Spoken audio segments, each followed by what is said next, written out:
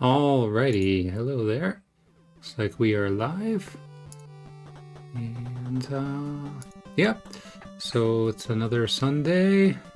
Hello, good to see you. Hope you're doing well, indeed. So we're gonna do some more TMNT code analysis today. So last time what were we doing? We did some more of the music engine, and then you're always good. Good to hear. Absolutely.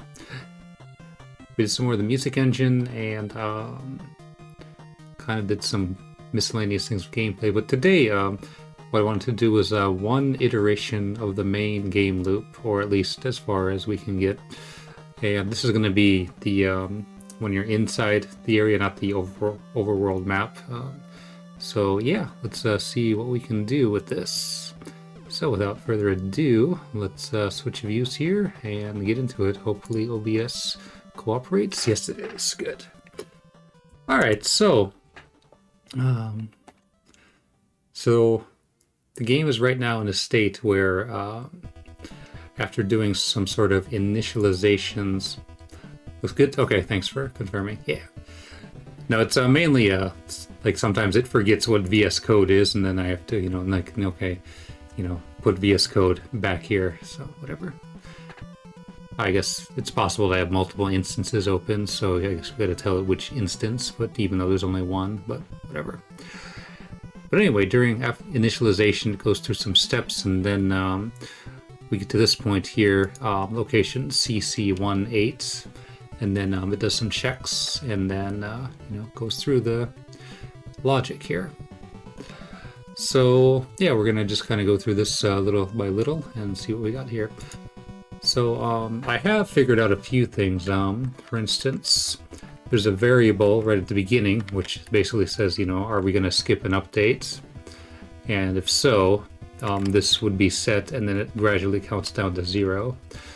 This can be for certain events, like when, for example, when Rocksteady takes April, the game kind of stops for a little bit, and then it does some sort of miscellaneous update after the fact. And then it restores control once that event is done. So just small things like that. So obviously, during main game, that's not going to be a thing. So we're going to skip ahead in the debugger here. So go from there. And let's see here. So it's just kind of like some little initialization here, where I guess I kind of explained that poorly, where it counts down just a little bit, and then when we get to 0, the game should then start. So the next thing it checks is a sort of a special state here.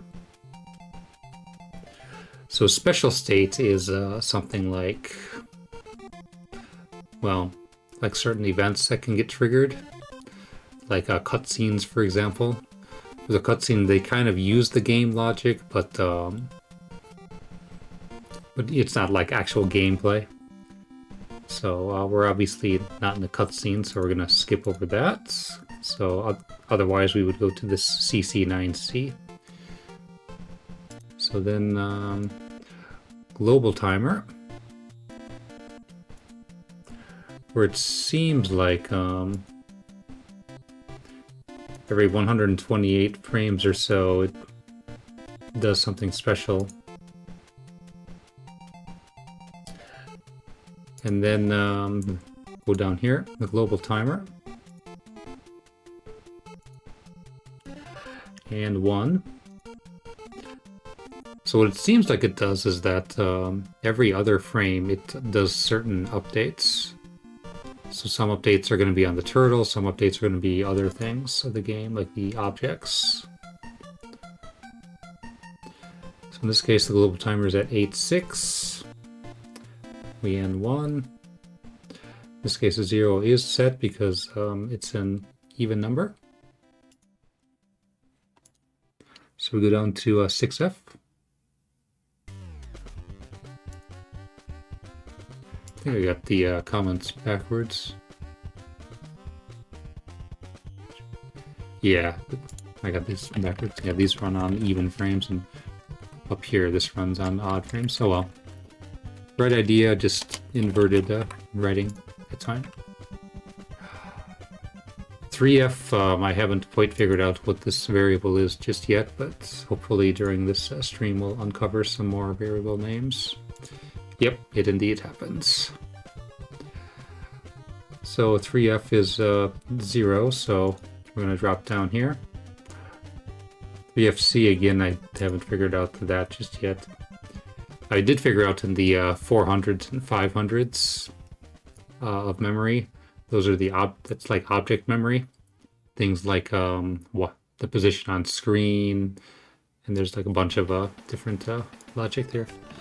I'll even take a quick look at that in our memory map here. TMNT memory map. So certain things like this we can, I don't know what I was thinking with that. It's something to do with some sort of animation.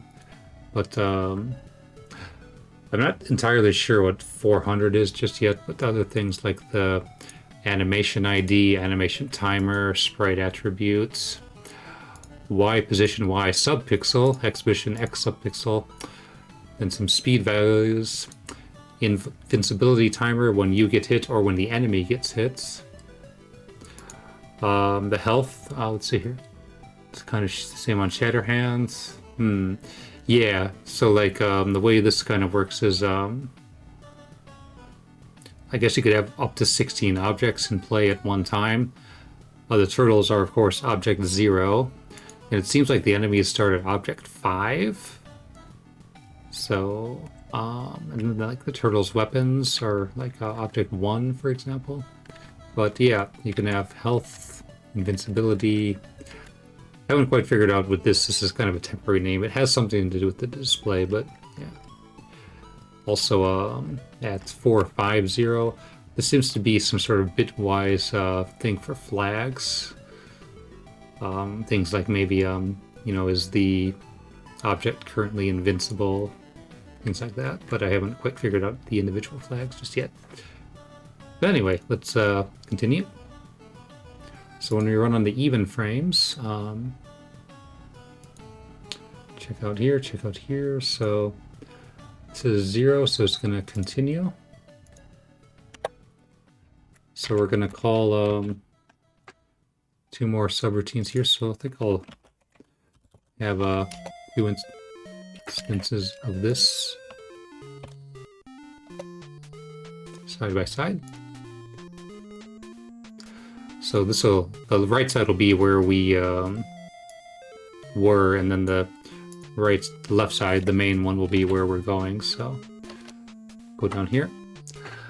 So bank 6 has quite a bit of the logic for like looks like for the turtles and the enemies, so the object updates. So we're going to swap into bank 6. So let's do that through here. You can skip over the bank switch because that's just standard code. Let's open bank 6. So at 80F6.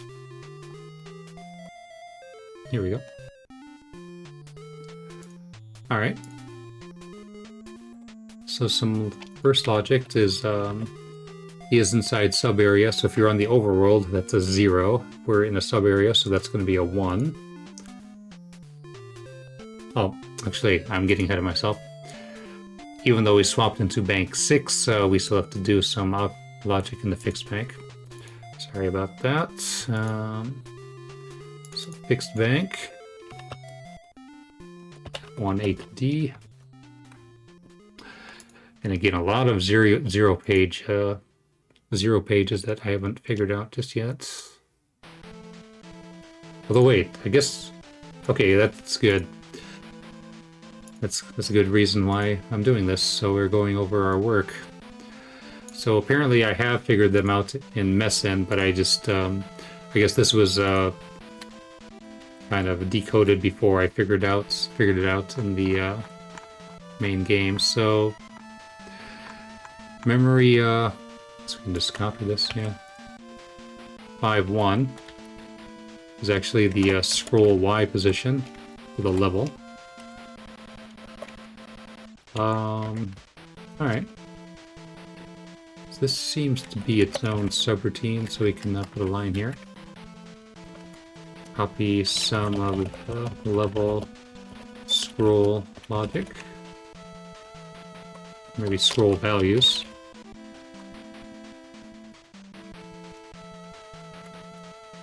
And scroll Y plus 1. Load Y 0. So I guess either copy or backup. I'm not sure quite what we're doing, but it's in our memory map on the side here. So we'll put this as 6.8 and 6.9. Seem to be some backups for level Y scrolling. But we'll come back to that. Alright. Side Siberia. So these are some setups. Let's go down. So we back up, back up. In the sub area, in this case we are in the sub area. So we're going to drop down. We're on the overworld. It seems to have less complex logic. So you just say on overworld we return here. You say if on overworld is better. So if in sub area 6.9 and alright, so 6.9. So I guess we'll assign maybe a temporary name for these. Maybe we'll call them I don't know, temp scroll, maybe backup scroll one.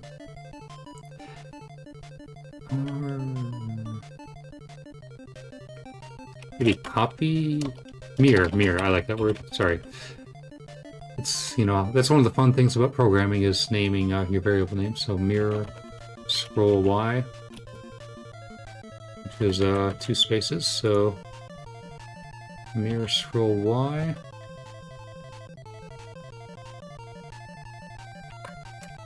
And mirror scroll Y plus 1.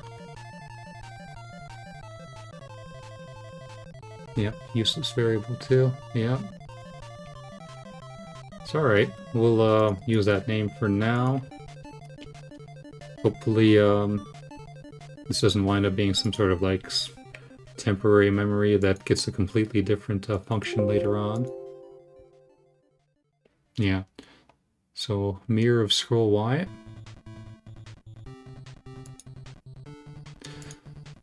Right, if not equal, in this case it is equal, so compare to temp. So that kind of makes sense because so the value of C0 is the levels are 12 blocks high, so that would be 192 or C0.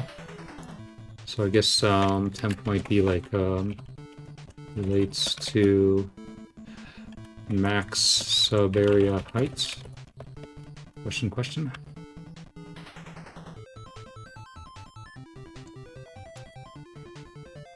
All right.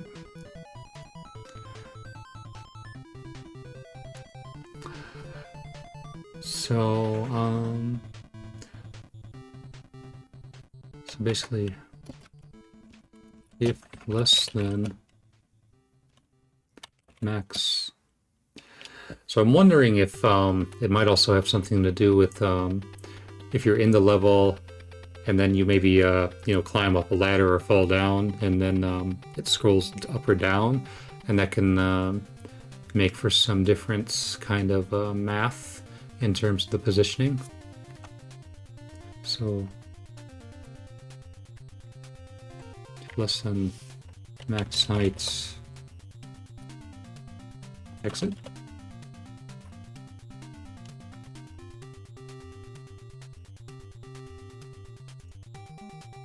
So let's actually make sure we got that all set up right. We do. Okay. So we store Y and exit.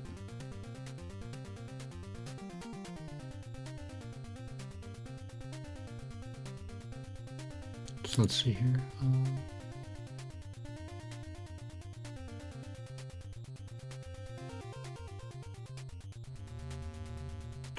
And this plus one, I should maybe put comments. I should probably actually rename these, because these are the subpixels, and these are like the main pixels, I guess. Good old little endian order.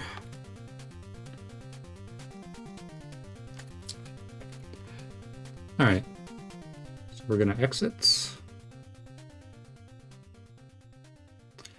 And then store final main pixels.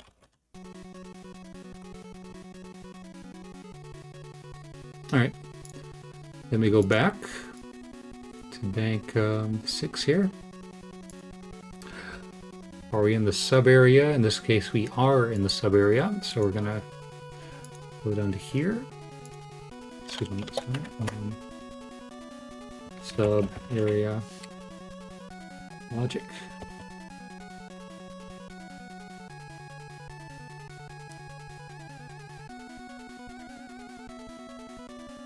All right. And we're jumping all over the place. We'll open a second instance of bank 6 as well. And go down to here.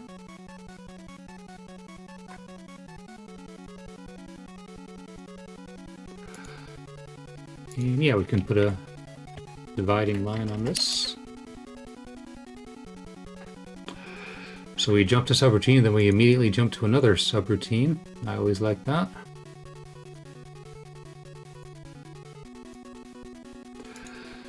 And we create some kind of pointer.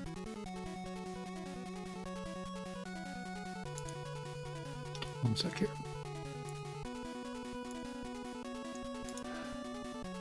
All right.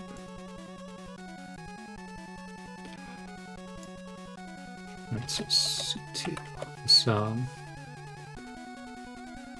create our pointer and then go back. This is up at 64A.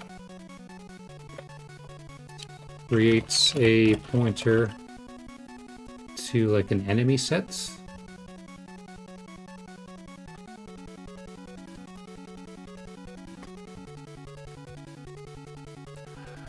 Into YF8 for whatever reason.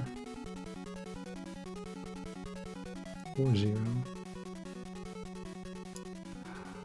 In this case, this is always going to trigger.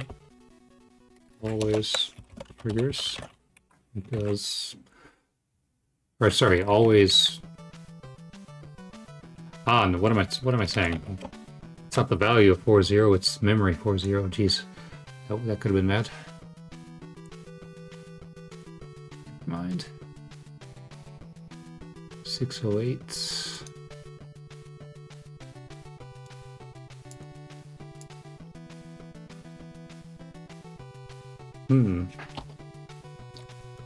So this is an 1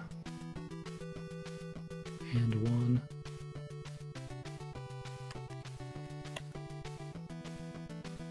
So basically, if this is an even number,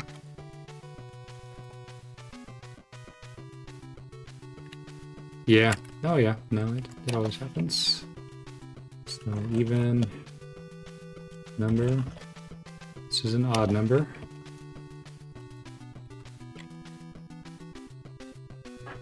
And you want to yet again do a check. Wow.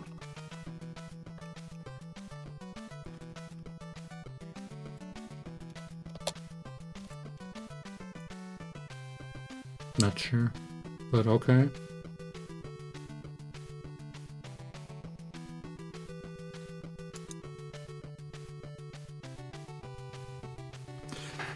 So I guess this has something to do with the math.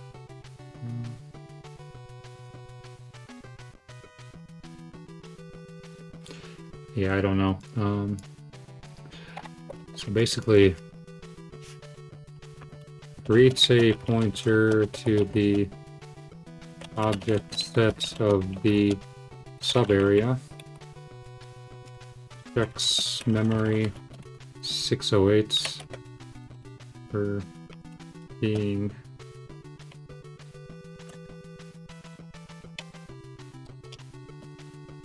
even. And then down here we check it again. This time we're curious if it's odd, and if it's this bit is set as well. Otherwise, y will have a value of f8.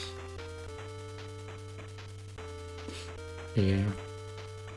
One thing when I do these, whenever I see this temp memory, I sometimes like to give them names that are relevant to whatever the function is doing. So it's not always, you know, temp, but the only problem is in the debugger, you have to stick with one name per memory location. So, okay. I'm not sure what memory 40 is just yet. Might be some kind of pointer or some kind of address, because it's clearly a 16-bit value. Yeah, the only thing is with temp variables, you know, they're just that. We use them for this function as a temporary spot and then overwrite them shortly afterwards. Either that or just write, you know, very clear comments. So, alright. Being even for bit 1 is set. If it's... So basically, if it's 1, 1, then set temp 4 to 7 to a value of 7. Otherwise, temp 4 is f8, which is basically -7. Excessive commenting, yeah, but when you come back to it, like, oh, yeah, that's what this is doing. Alright, so we set temp 4, going down. Then we set, I don't know, we don't really set, but 1.7. Shift minus. So again,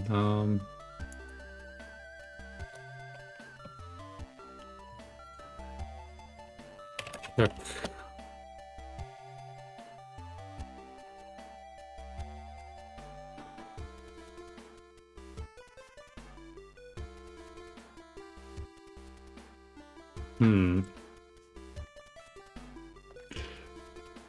I might have this wrong too, because 16.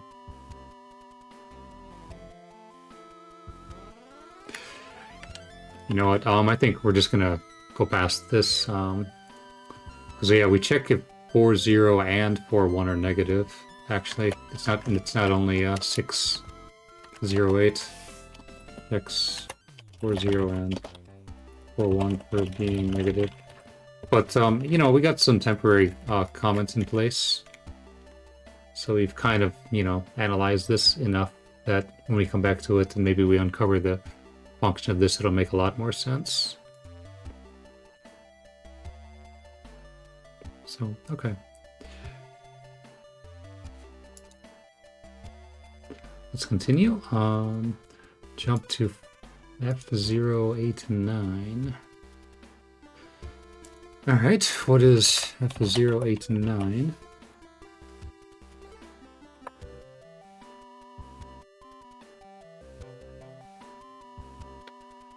Load in our sub area. Okay, so this temp was the enemy set that we had before this, so temp pointer relates to the enemy set. Oh, really? Temp pointer? No, temp pointer relates to the enemy set.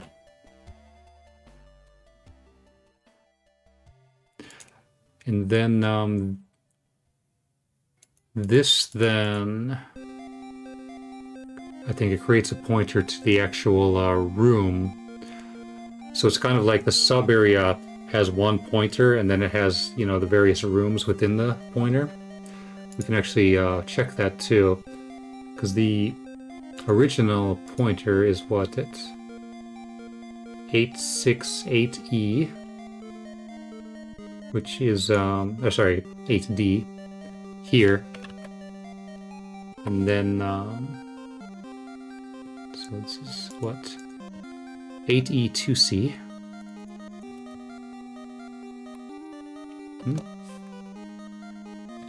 Excuse me? Ah, that's right. I broke these out into separate files. Yes, that's one of the other things about this is when I know enough about the logic, I can separate the files, hopefully for better readability. So yeah, that does that, and then this is going to create a pointer to 8E2C, which is here.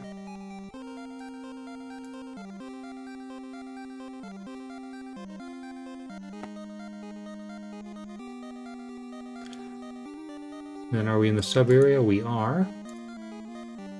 So back to the fix bank.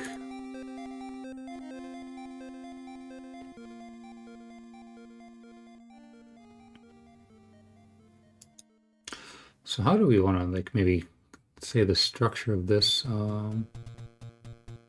Stage data freely. Yeah, absolutely.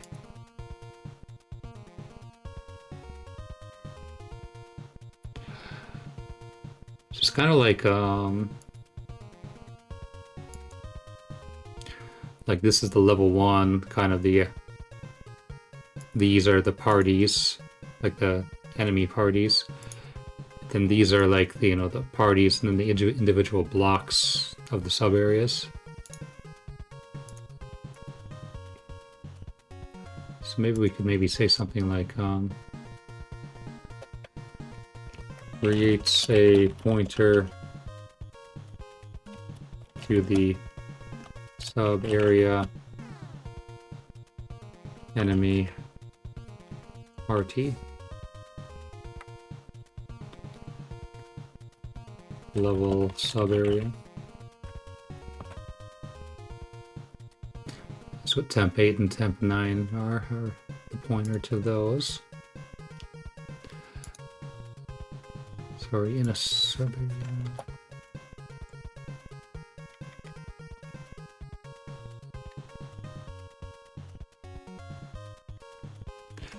Alright, so this would be the overworld. So it looks like the overworld and the main game actually do share quite a bit of logic, which is interesting. Because given that, you know, the overworld's an overhead view, I would have thought there would be, you know, completely different logic for that, but they did combine this as much as possible, it seems. And then this will always trigger. So that's interesting. I think I remember seeing something like that. Where, because the game has a total of 6 levels. And you can see here, so an index of 6 would imply level 7. So it looks like the overworld gets treated as level 7 for the enemy parties, whereas if not, then, you know, we just load in our current level ID, which would be a value of 0 to 5. So let me just look real quick here. I had some comment about that too, with like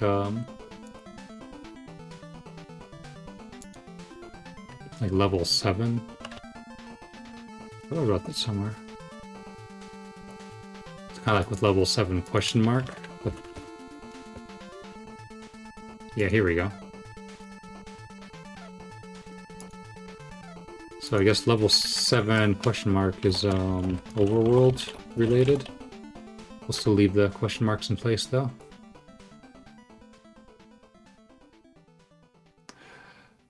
Alright, so let's go back up. F-Zero 9E.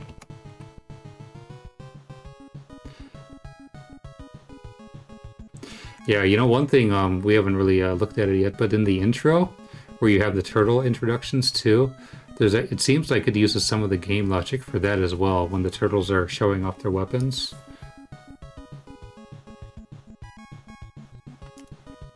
Alright, so yeah, we then load in this data, this address, I should say. And then we overwrite our pointer. So when we reach here is based on the level.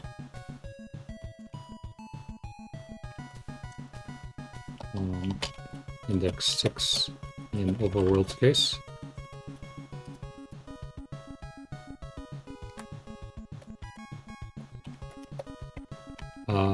Overwrites temp with a new pointer.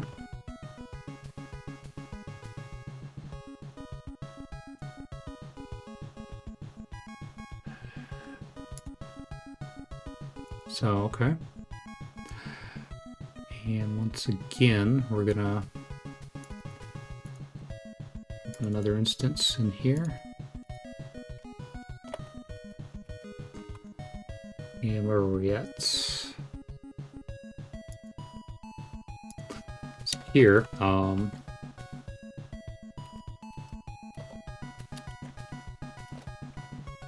take our new pointer, dot, dot, dot. And so, in this case, we're in level 1, which is going to be this data right here.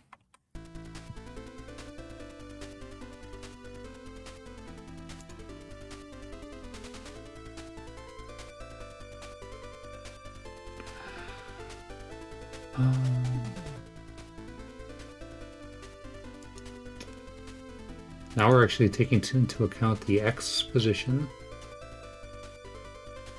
So I'm wondering if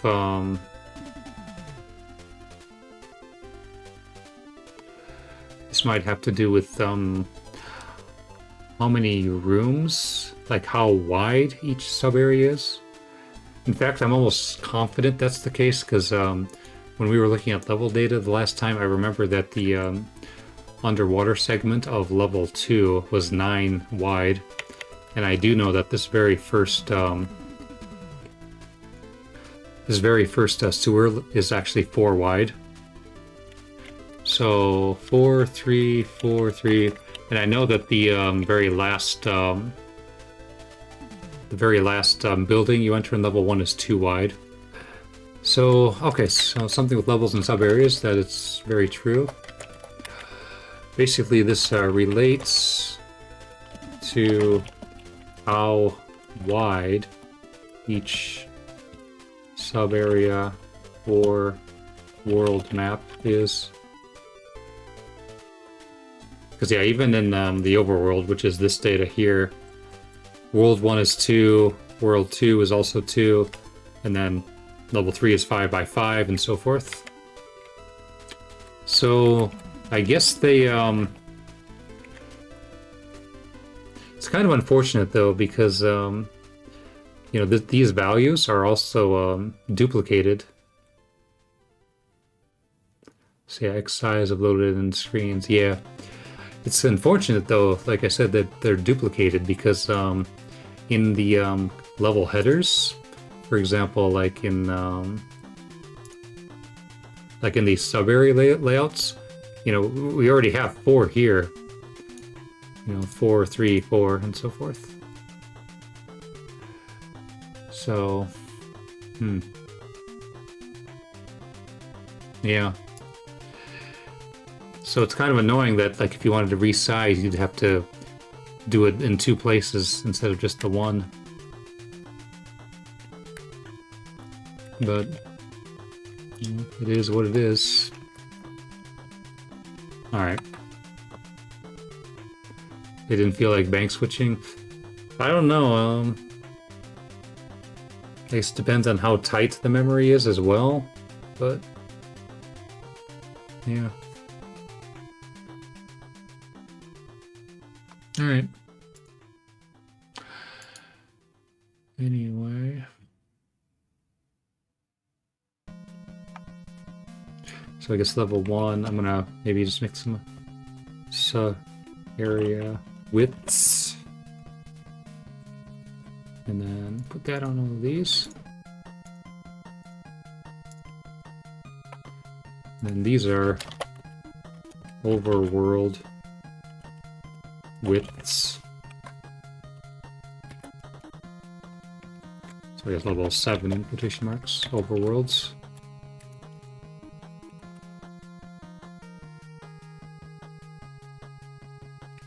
Alright, let's go back up then, so...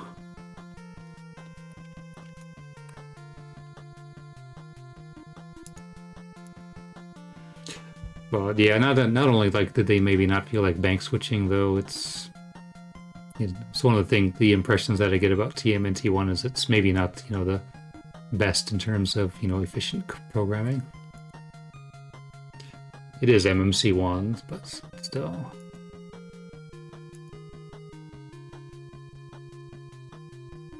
Yeah. And only 128. So I'm just wondering if, like, they tried to go, so far and then, like, oh, this isn't going to fit anymore, so we have to move this data around, and it's just a mess. But, alright. So let's see here. We were at this CLC, and then temp 4 was something from the previous routine. Well, yeah, no, I'm sure they never intended for anyone to actually do this, but it's for curiosity's sake more than anything else.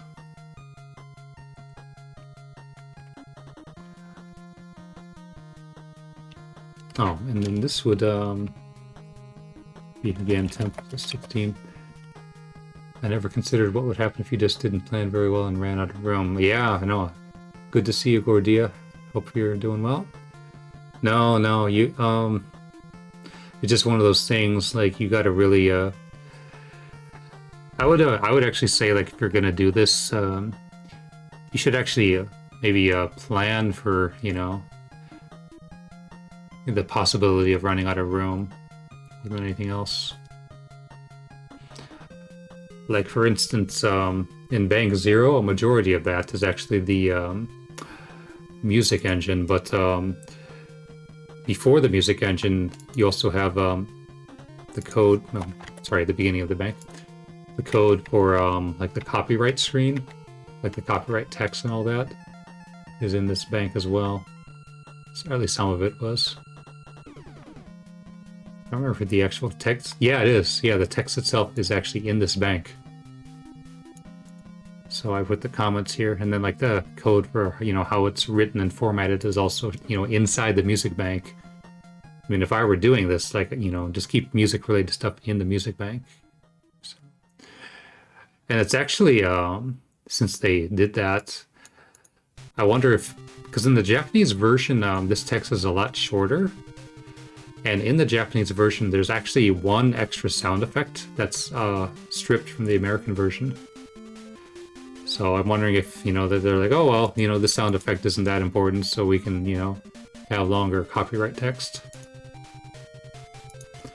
And in case you're curious, the sound effect that I'm talking about is when you beat level 2 and you have that little cutscene and the turtles are knocking on the door of their lair, there's actually a little sound effect where the doors are opening up. And the same sound effect also gets used at the end of level 4. Where the door opens when you defeat the Big Mouser. But in the American version, just silence. But yeah. Alright, let's continue. So, take our no pointer. So we're overwriting with the new pointer. The new pointer is for how wide the area is in terms of, I guess, total blocks. In terms of total, like, maybe 256 wide. Yeah, I'm not sure. Yeah, you can find it on the Cutting Room Floor website, some information about that. Yeah. Or you can, of course, play the Japanese version and then beat level 2. Total... I think I'm saying total blocks for now. Yeah. Alright, so take our new pointer to... I guess... Take our new block width pointer.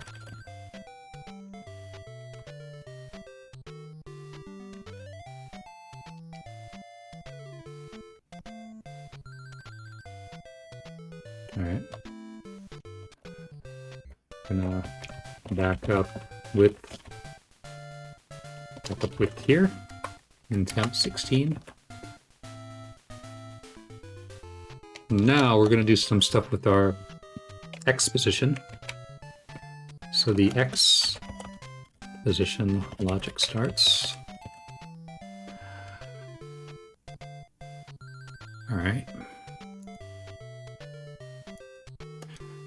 Yeah, temp 4 also got set in the previous routine, or some of the previous logic. Or did it? I think it did. But yeah, I'm not going to go too in-depth in this, because there's a lot of unknowns so far. So temp 4 was set previously. Alright, let's go down in our debugger then. So... we're adding temp 4.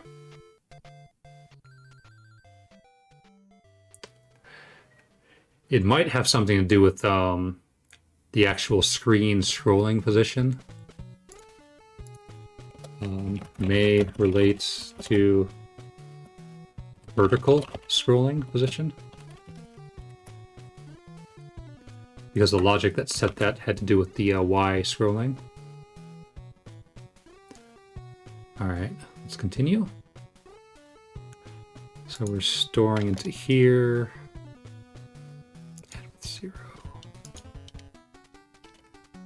And wow, we're immediately overwriting our pointer again. Or not so much our pointer, but just the temp memory. Alright. And... I'm going to separate this a little bit. Once again, we check if we're in a sub area. In this case, we are in a sub area. So we're going to skip over all of this. And tab this over. And it looks like if we're on the overworld, then this just is the end of the logic. Overworld. You know, now that I'm thinking about this, maybe I should have started with the overworld because it's less complex, but whatever. We'll have to do this at some point anyway. So sub areas. Logic means to end. Or no, it doesn't end. Where does it end? Alright, we're gonna get rid of I'm just gonna call it overworld logic for now. Sub area logic.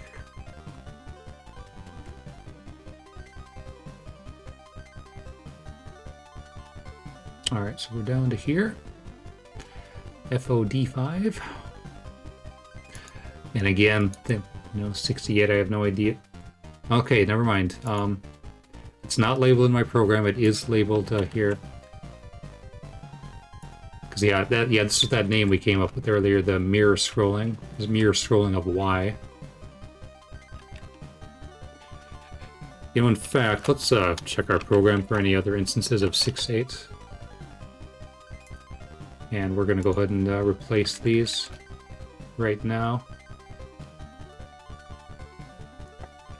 So at least we have that name in place. And likewise, let's check for 6.9 as well, which we've got 4 instances of. So again, replace this with +1. And then all instances in here with... Oh, no. Not there. All 0-page instances of +1. There we go. All right. Let's build and compile. No discrepancies. Good. All right. Yeah.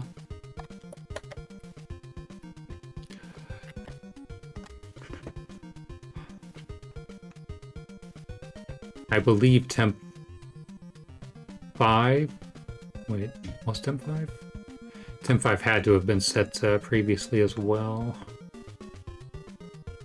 All right, I'm not going to dwell on it too much. But yeah, temp 4 was the low value and temp 5 was the high value.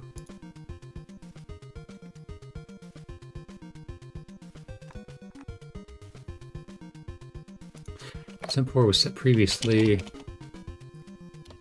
Temp 4 is the low byte value. Not entirely sure what exactly the value relates to, but temp 5 is the high byte value. And again, temp 5 was set previously.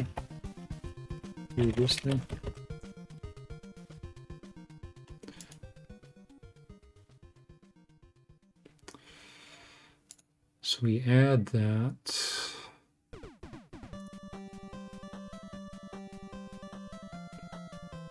Compare to C. So A is at B8, so it's going to trigger this.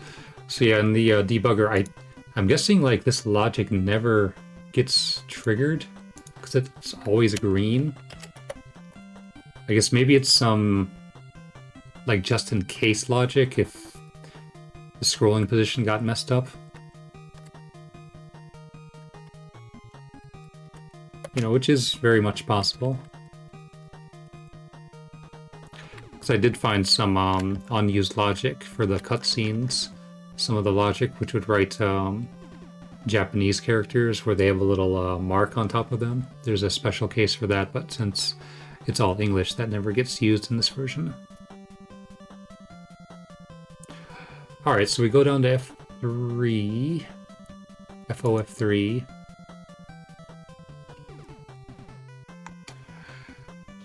So... leftover code, yeah, absolutely.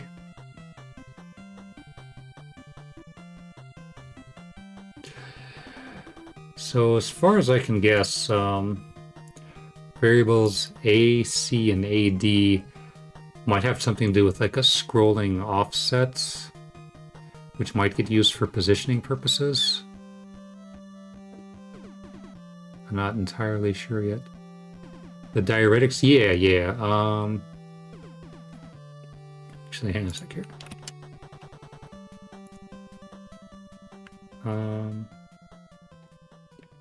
Where's the Twitch chat? Yeah, like for instance, like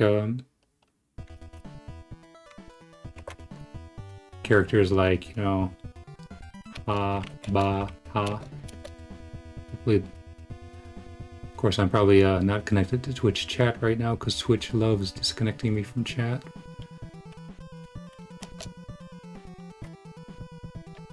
Come on, Twitch.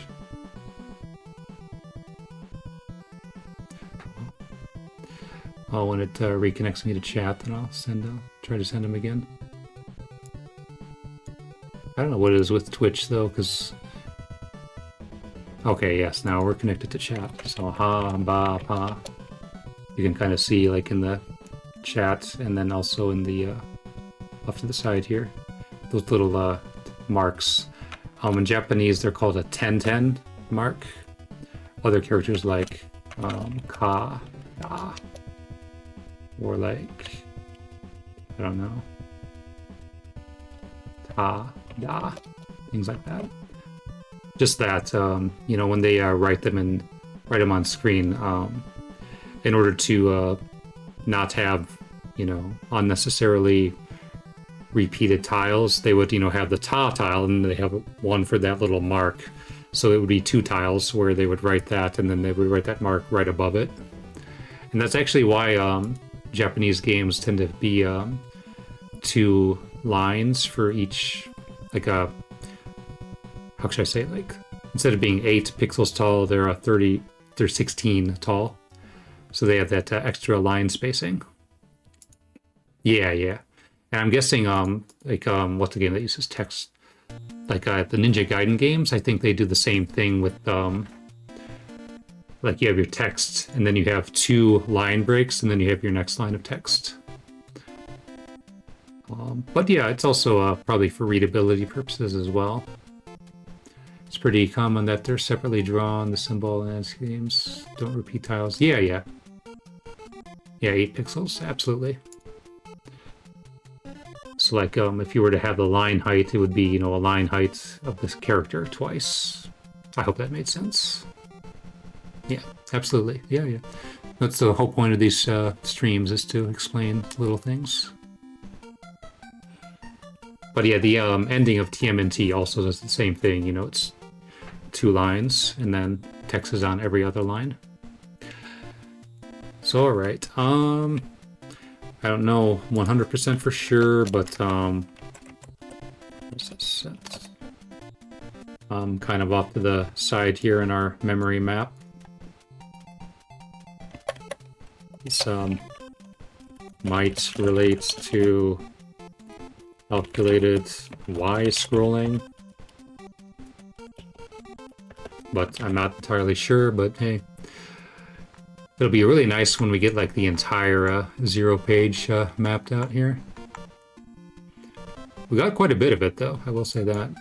It's a lot more than the document on romhacking.net, which has maybe something like 20 or so, not even 20. Yeah. Some HUD stuff. I don't think it's the HUD necessarily. It could be though. Like, where do we you know, position the HUD for, you know, a redraw? But I don't know. All right, let's yeah, I'm not going to dwell too much on this. Let's continue. So we load into our scroll Y, branch if not equal, in this case it is equal. And then temp 0. Yeah. Temp 0, we overwrote that a little bit ago. Where did we overwrite that?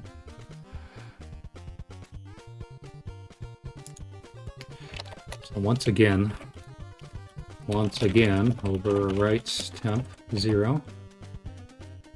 That destroys our pointer.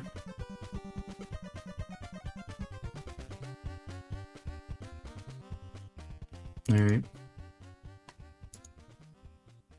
And then we just outright jump. So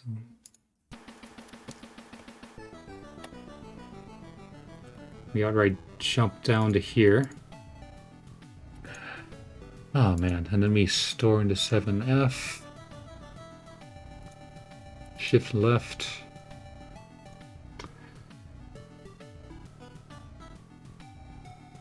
Ah, okay. I wonder if this then relates to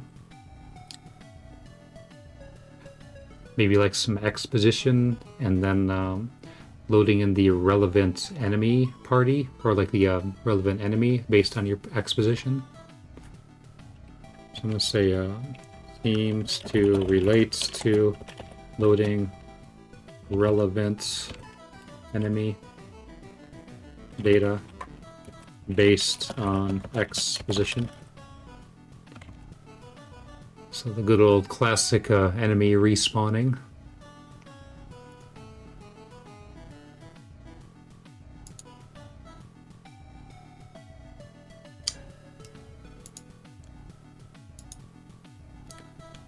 So story. And eventually this sets a pointer at 4.2.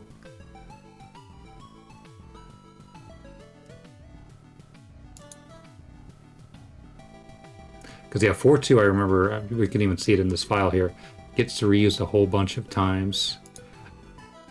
And 4.2 is going to be set to AE34, which in our enemy sets is this right here. So the way the enemy data is structured is it has an X position, a Y position, and then this seems to be some sort of ID, although the ID doesn't necessarily correspond to a specific enemy. Because I think, because if you remember in Turtles, there's some sort of like randomization with the enemies, so this might be like, you know, kind of like a weak enemy, depending on what sort of enemy set is in memory. I hope what I'm saying makes sense, because it's really hard to explain. You just have to really know how Turtles works. Like sometimes you might have the fire enemy, and then sometimes you might have the robotic enemy instead of the fire enemy. So it's like some sort of index. Yeah. Yeah, level 1 isn't really the best place for that. Level 3 is when that really starts going into effect. But, alright. So, I guess we can safely say that 4.2 and 4.3 are kind of like, maybe like a current room enemy pointer. Would maybe be the best way to say that. The enemy set is based on how many enemies you've killed. That might be a factor, I don't know exactly. There's also something where the amount of enemies killed relates to like when a sub-weapon spawns. Not spawns, but drops. But yeah, let's first assign the name for 4.2 here, though. So 4.2, I think I even had a comment about that. Oh, I guess I didn't. All right. So 4.2 is kind of like a current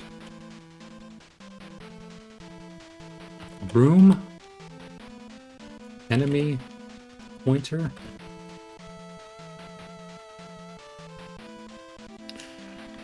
And I'm not sure if it gets used in the overworld or not. I might have to look at that, but we'll see. But the current room enemy pointer will then, what it's likely going to be doing then is it's going to look at your exposition, and then it'll do the math to load in the relevant enemies. So as far as you scroll, yeah, it's going to take some analysis, that's for sure. But let's go back down. So 4.2 is used a couple of times here. And then 4.3 is just the high byte of 4.2. So +1. Save that. Okay. Alright, so we'll update Messin as well. Current room enemy pointer has a length of 2. We're going to save our labels here. Alright, so we've got a pointer to our current room enemy. So we're back to bank 6. So I guess you know what, since this is open right now, I'm actually gonna go ahead and place all these. There's a, yeah, you can see there's a whole bunch of these. There we go. Because yeah, the logic is split across a couple of banks. Alright, actually, compile, and yep, we're good. Bank 6, same thing. Lots of instances of 4.2. Jeez, a whole bunch of instances. So now we suddenly made a lot of things a lot more readable. Alright. Let's continue. So we're up to 8100. And we're gonna jump down to 9C1D.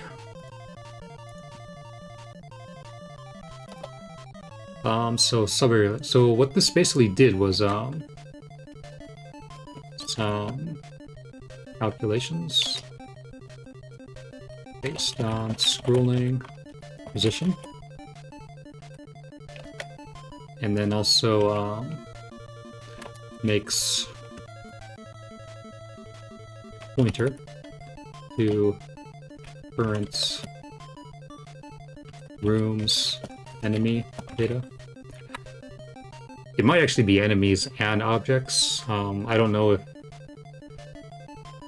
there are things like the, for example, the pizza pickups, and some sub areas can also have like sub weapons lying around, like naturally occurring sub weapons, if that makes sense. But anyway, go down to here.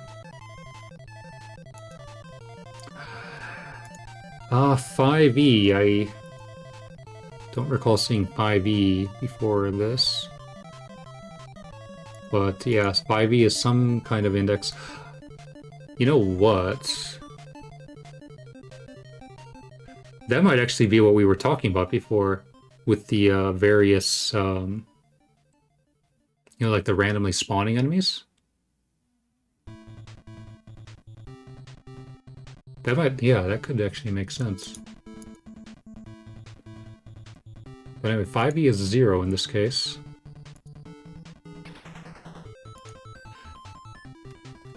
Because that would imply then,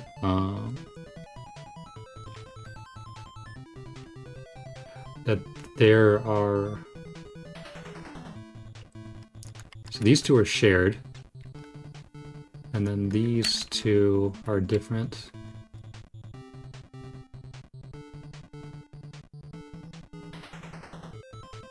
No, maybe not, because it just jumps to an address. Some people leave a room, go right, and get... Yeah. Absolutely.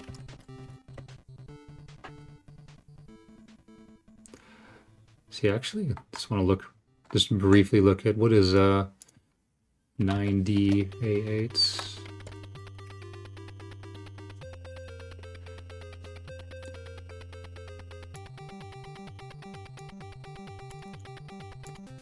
Oops, I don't want it to be... Actually, I guess we don't need the files open on that side there. Yeah.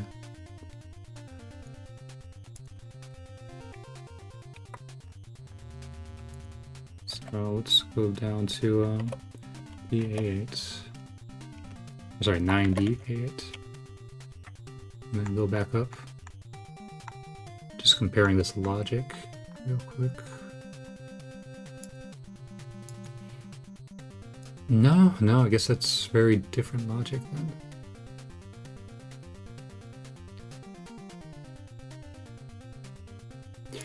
Is there anything that affects 5e? Oh yeah, 5e is referenced quite a few times in the file, 11 times actually. Alright. I don't know then, so... Alright, let's just go back up and forget about it. Okay. Guess we can define this label though. Yeah. Anyway, so in the debugger, this is just a very common routine where you have some index and then the what I wound up calling it is jump with subsequent table.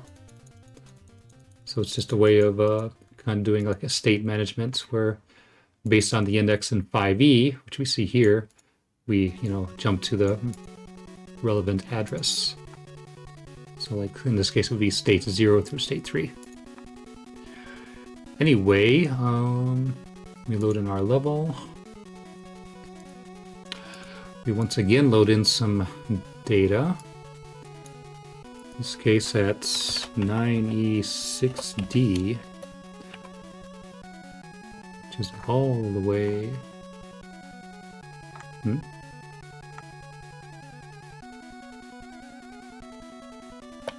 There's 9F. 9E.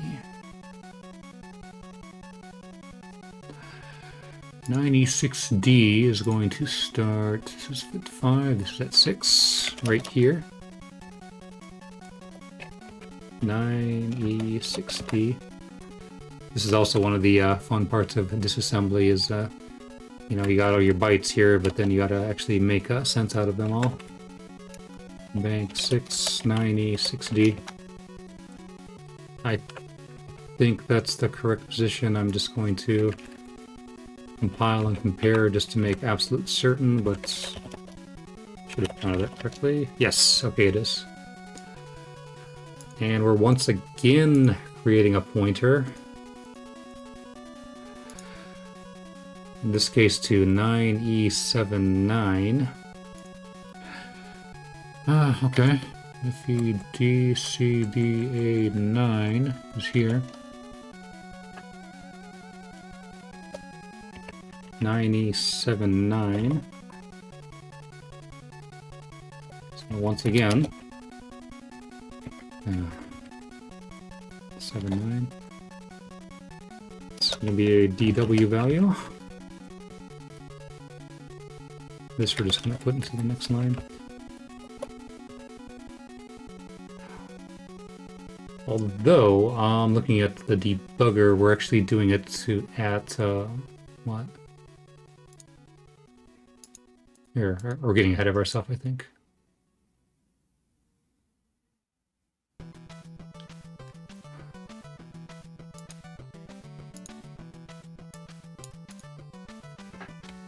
And C2.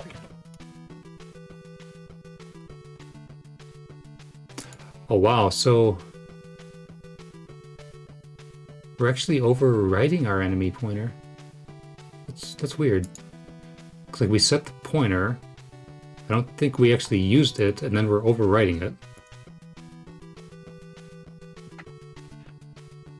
Whatever, okay. That is weird. But okay.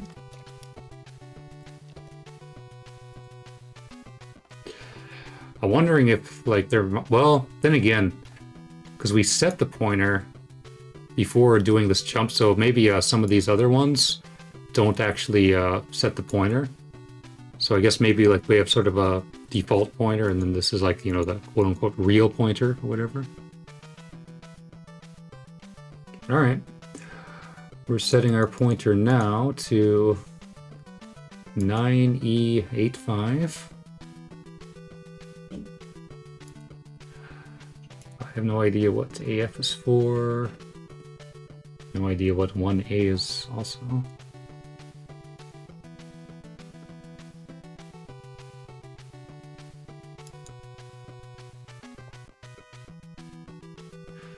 So we set 1A and then we're immediately adding a value of 5 to it.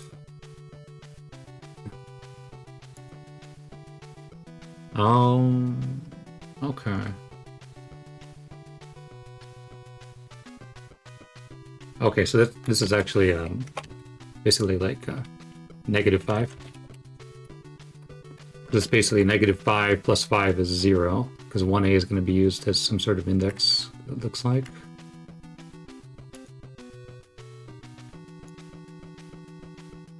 Increase this, load into X this, load into A this. Oh, man.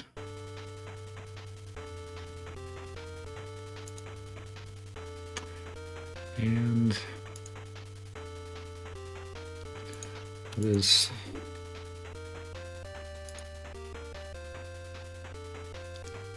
some sort of an anding mask.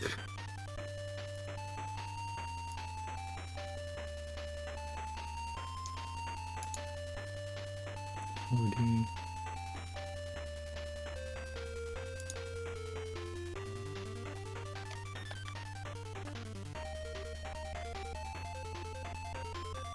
One sec here.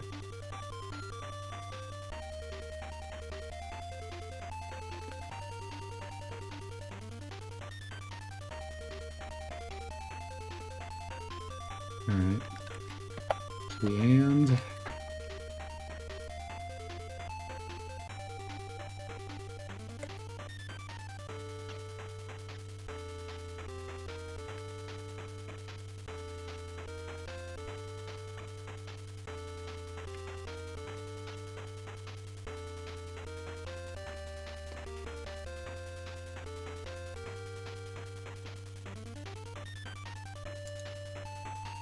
Well, whatever the case, I guess this is like a potential skip.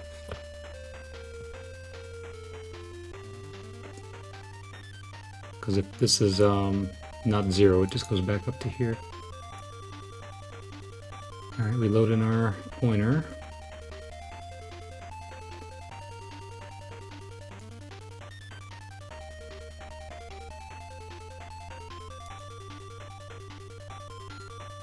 In this case, it's not 0, 0. 0.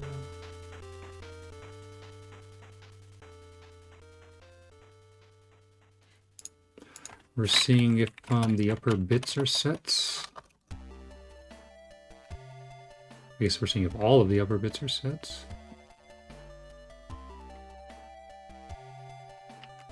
So, see if it's at, or if it's within F0.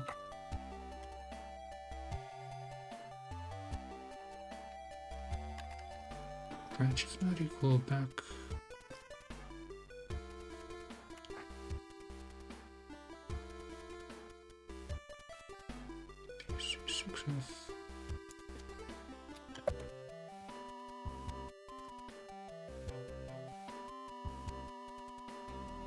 Okay, so what I believe this is actually doing then,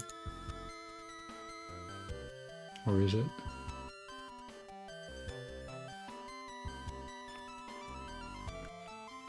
Nine.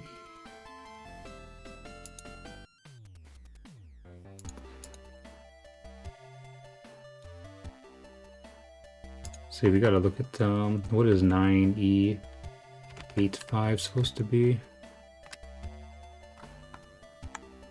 9E8. 1, 2, 3, 4, 5 is here.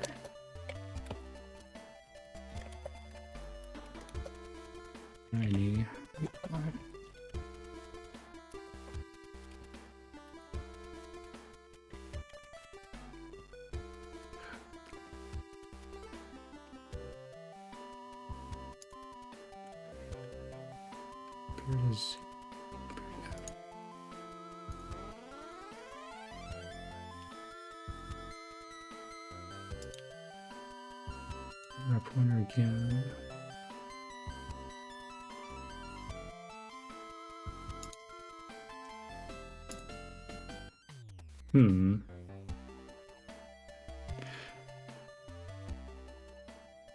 So I'm wondering if this F is some sort of a delimiter. So what it's doing is it's taking on these values.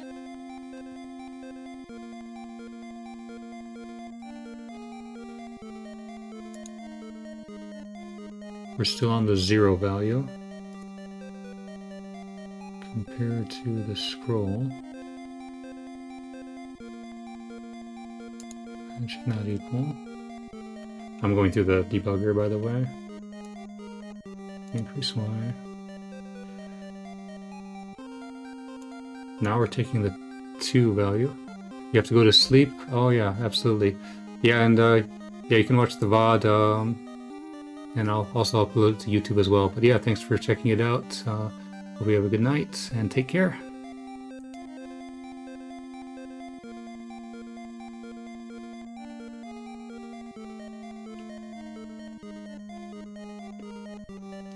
We're on the 2 value. In this case, 2 is not 0. Subtract 1. Compared. I'm wondering if this might be seeing if like the object is out of bounds or something, but I don't know.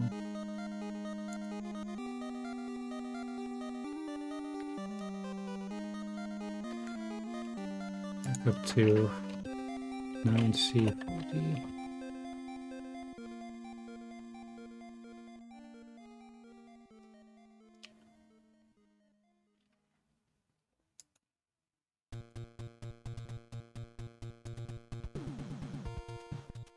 So we have 5. We say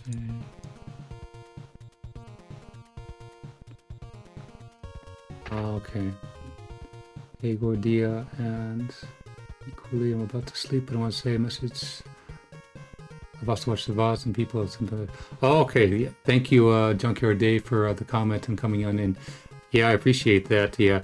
It's unfortunate that I can't really do this. It's like a more convenient time for people, but yeah. Anyway, yeah. Please come on in the future. Hope to see you around and take care.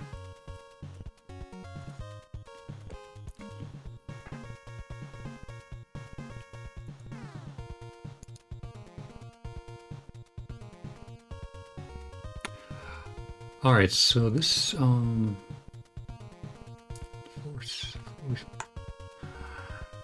so what I can determine then is that this must be some sort of iterator. You're in Japan, yeah, it's 4:30 right now, 4:30 p.m. I should say. Yeah, occasionally I'll get some Australian people in here because it's about the same time zone. It's a pretty good time for me, yeah. No, of course, yeah. It's, you know, as long as people enjoy the content, that's, you know, what matters most.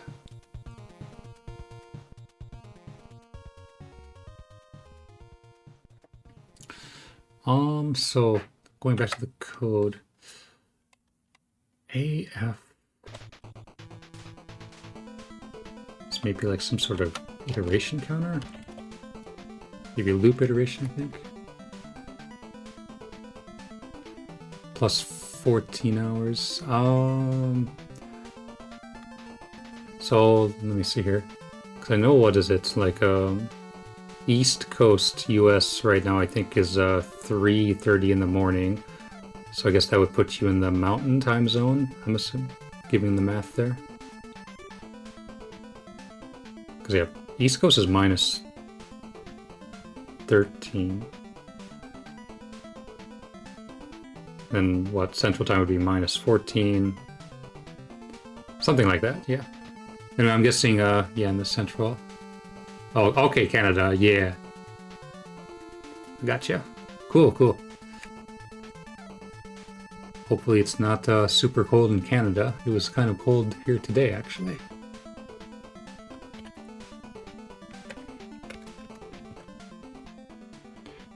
Yeah, I would like to do, you know, like kind of different times of day, but, you know, it is what it is right now.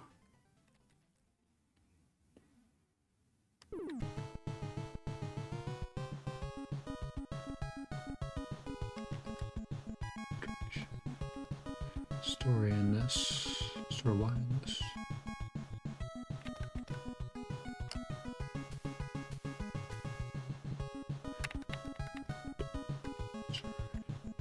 Where did AE get set though?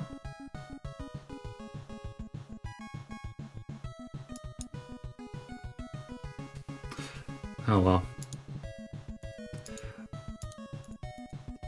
We're just gonna go ahead. I'm gonna go ahead. So once again, and compared to FF, it is FF.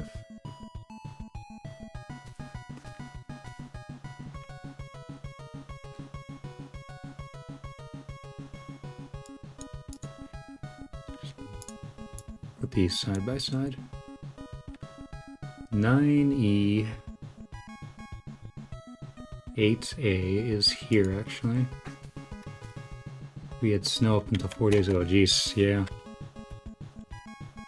I think I even saw some news like the, you know, April blizzard in some spots. It's crazy. It's just been cool here, cool and raining. That's what it tends to be at this time of year. And then in June it just gets hot all of a sudden. Well, I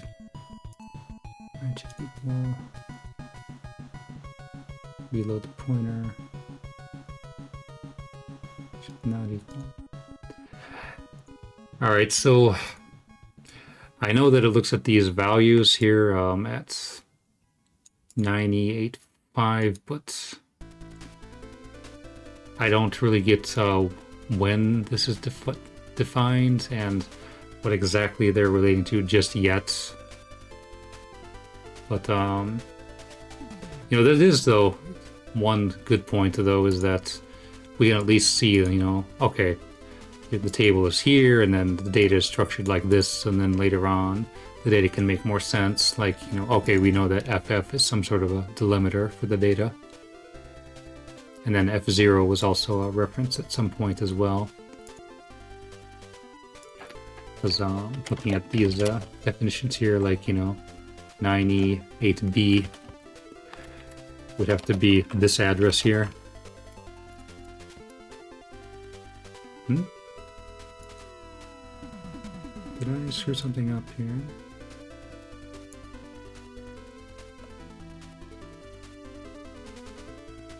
One sec here. It's complaining that... Oh.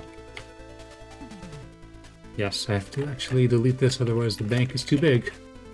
It's a byte-for-byte copy of the bank. And I have to redefine the label that I deleted. Yeah, that's always one of the fun parts about this. Okay. Yeah. Alright, anyway, back up to 8100. Go into this, which is a 0, so we drop down to here.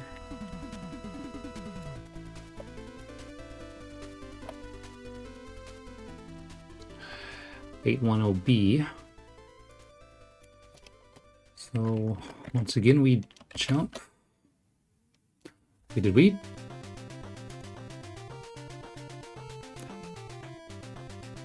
we jumping here again?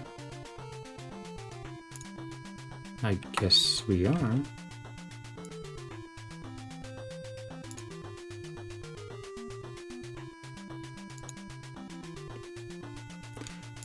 So we're jumping to here a second time.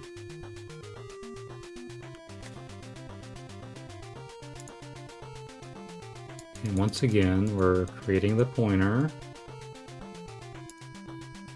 to the enemy sets.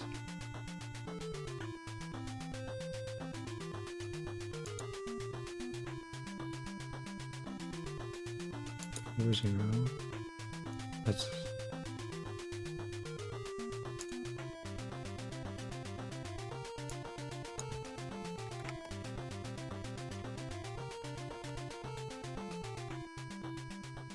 no. So in this case, it's an even number. It goes down to here. Oh, maybe we're in a second iteration of the object loop, actually, now that I'm thinking about this.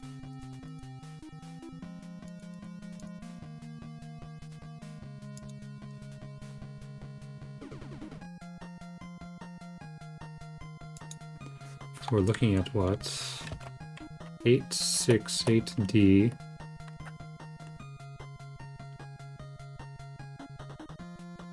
Hmm. 868D. Yeah, we're once again... Wow, this is really repeating a lot of logic then, now I'm looking at this.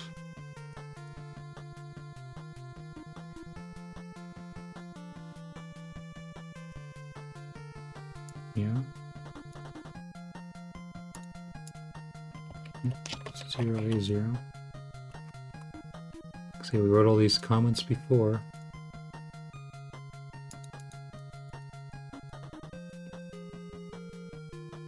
F133.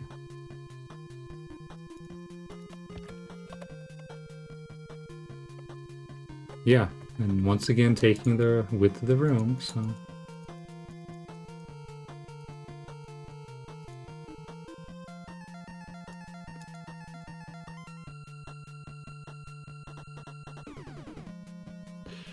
Creating our enemy pointer, 8034.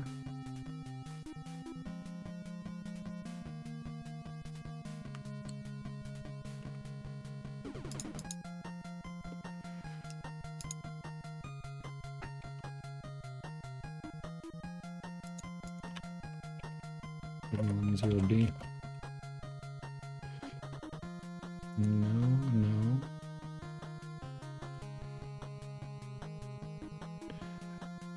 And so FD, this is like a -3 in this case.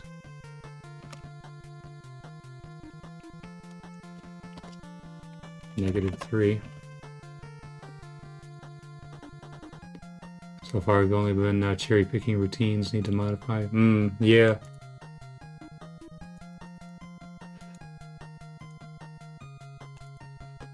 Like I know quite a bit. Like things like the enemies. I did when I was showing the object memory earlier. I did actually figure out, for instance, when you take a hit, there's a timer for how long you're invincible. So I was able to modify it so you can be invincible for a longer period of time. So yeah, just little things like that. But so going through like the main loop is trying to figure out little things little by little. Always fun, yeah. And likewise, you can give the enemies a shorter invincibility time. So if you have a turtle who attacks very quickly, you could hit, enemies multiple times much more quickly. Anyway, 1, 2, 2. Should equal here. Interesting insight, yeah. It's weird because like the turtles get 24 frames, as do the enemies. But equal is not always better in this case. Handles its colors.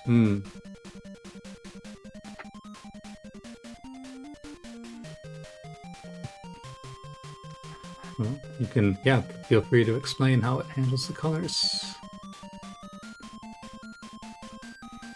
Anyway. So 0 is not set.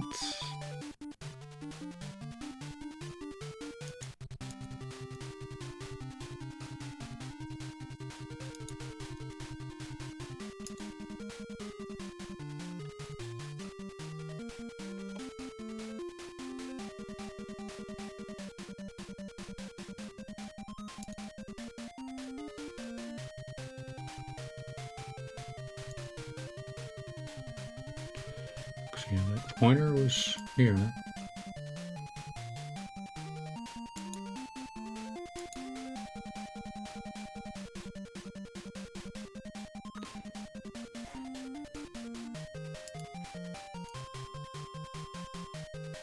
Alright.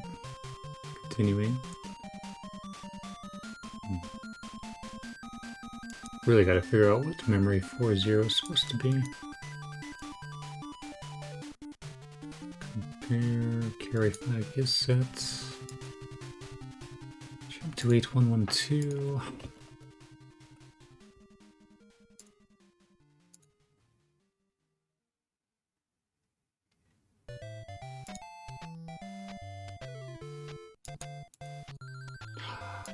I think I might have figured out what 10 might be. One sec here. -3.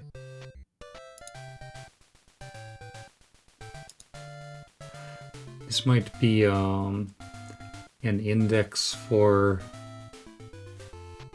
So basically, it does that -3 thing. It might be like an index corresponding to which thing we're checking for the enemy. So it might be a case where it makes the pointer. It repeats the logic for like to handle the Y position, and then handle the X position, then the Y position, and then maybe again for the ID. Be kind of a silly way to do it, but it could be a thing.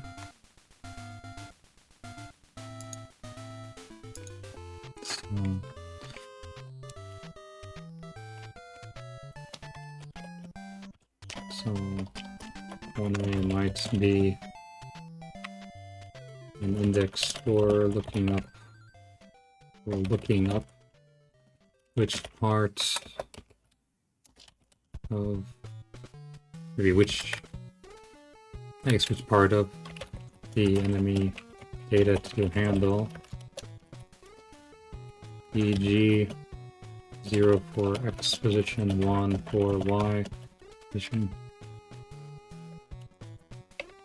and 2 for ID. Anyway, what do we got here? Has tables for palettes that are loaded into a subroutine, reads colors through a global color table, and then another table referred to as a shader index. Okay, yeah, I kind of, in the global color table. Yeah, for instance, make a new file here. Like maybe say something like, fade color. So for instance, if you had, color 1 and you were fading, you would make that be 0F for black. Whereas if you had 1, 1, you would go to 0, 1.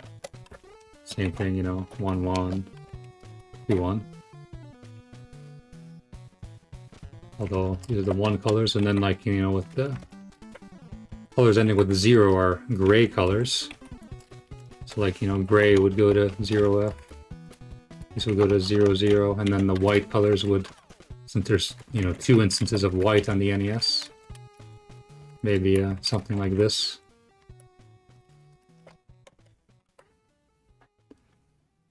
Shifts the shader.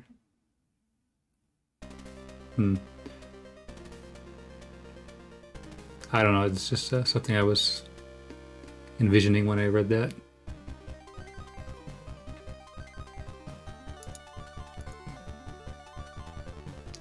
Anyway, 1112 branch of equal to here. Global color table has changed for each shade. Say 5 values for every color loaded into the PPU or the mix of color. I probably have to like see the actual code to fully envision it, but I think I might got it. Black to white, and you want gray, so you define shade, index to 3.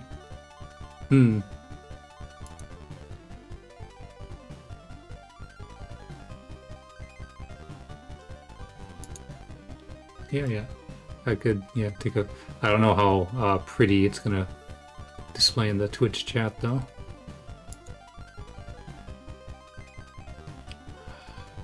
Let's see here. AC...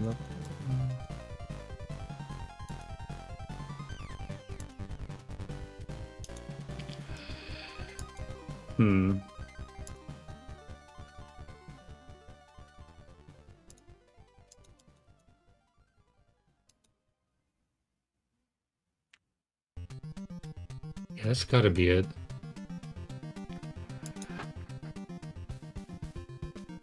So 1A is gonna have to be something like the iteration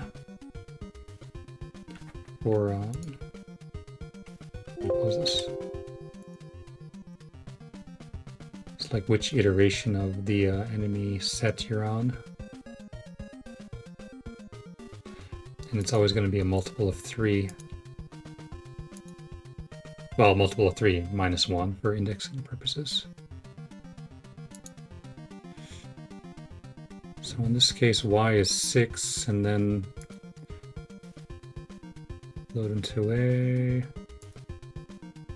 E0, which is here. Yeah, because he has 0, 3, and 6. Alright, so...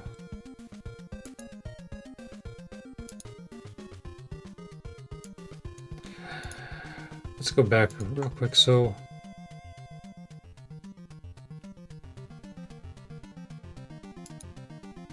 well, we don't have to go back.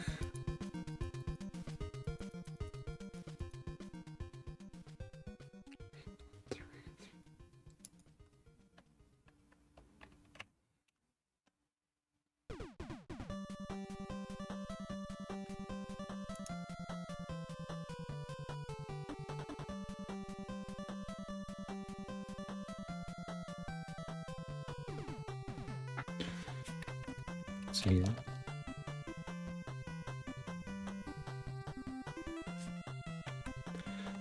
Basically, this is called twice.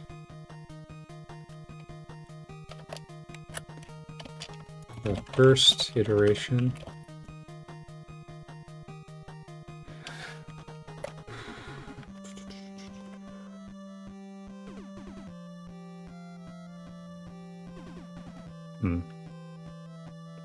I'm sure I'll go through this again, but like it seems like the first iteration does some code and the second iteration does some other code.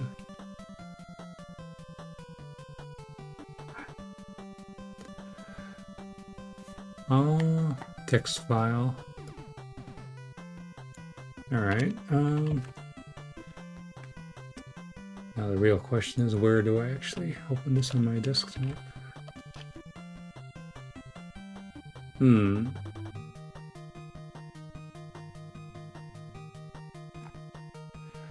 Okay, one sec here.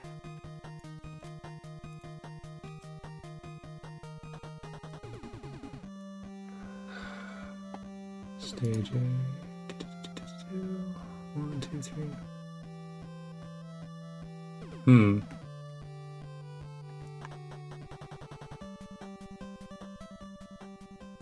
Palette table. It's probably labeled for all the RAM offsets, but yeah, it gives you the idea. Oh man, yeah, that's a lot of I'd have to, yeah, I'll probably have to look at it separately, but yeah, okay, looks good. It looks interesting though.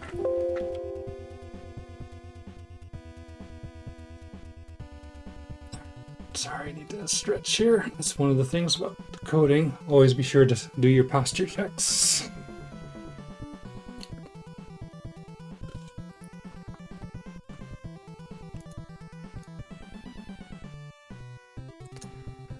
Alright, so anyway, what this is going to do... Yeah, I'm going to put another breakpoint, because it basically just goes through and does some checks, and then this should be the final time it does this. 0C.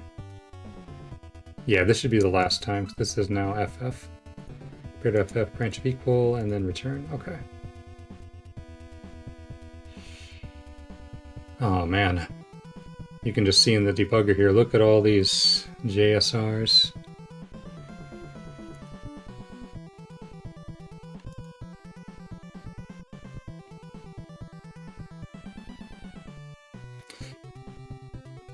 Effectively, I'm going to just basically call this some sort of like object initialization. So this is in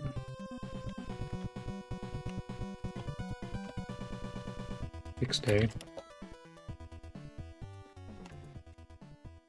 CC6.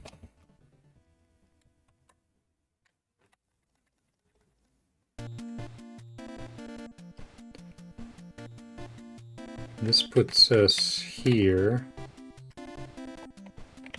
I'm going to call this like some object initialization. This, on the other hand, is going to be some new stuff. So let's go for it. Okay, now we're going to swap into bank 4.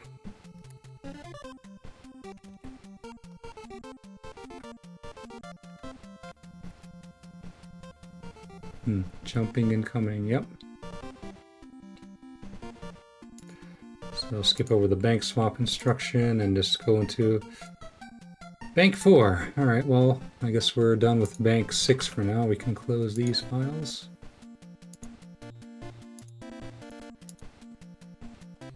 Bank 4. The other part of bank 4. At AB94.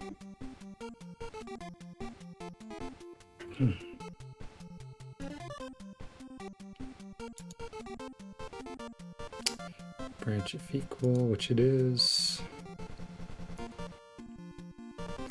Wonder, did I have something in the memory map for this? Alright, I think what we're gonna do is I actually want to test what 3F might be. Let's create a breakpoint here. Save our labels. Close the debugger. Let's play around with memory for a little bit. What is 3F supposed to do? Actually, since we're in the game, I think I'm gonna mute the game here. Let's play around with memory. Oops. Memory viewer, where are you? So 3F is 0. So when 3F is 0, we proceed. What happens if, 3F is not 0, like 1?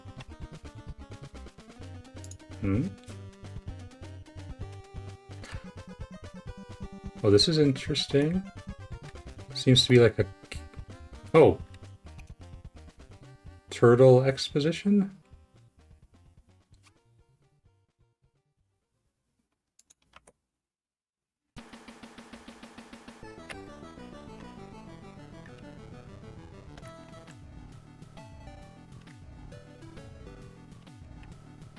Uh, 3.0 is certainly changed. Or sorry, 3F is certainly...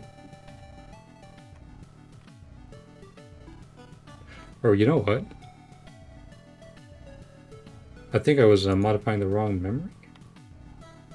Whoa. What do we have here?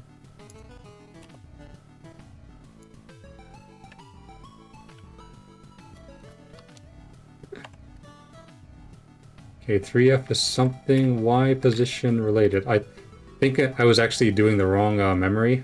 I was doing F4, 4F, which was this turtle thing here. Or rather the level scrolling. 3F is what I wanted. So if this changes to 1,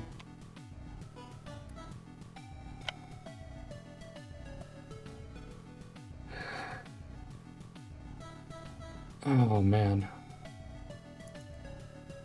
So I guess 3F relates to some sort of scrolling. Vertical scrolling. So kind of putting over here. Also like auto vertical scrolling related.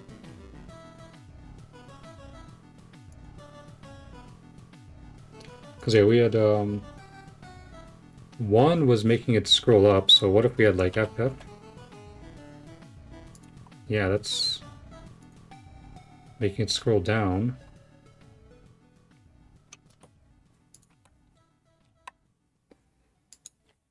So I wonder if like the bigger the faster.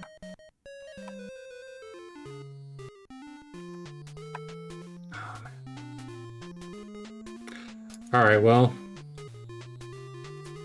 it's related to auto vertical scrolling, so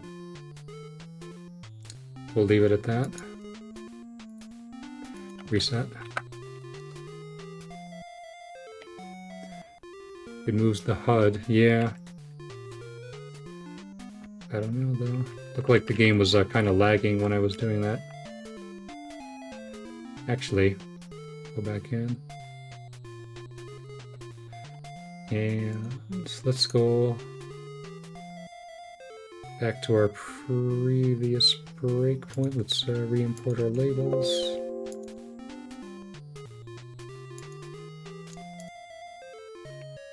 Okay, so this is where we were at.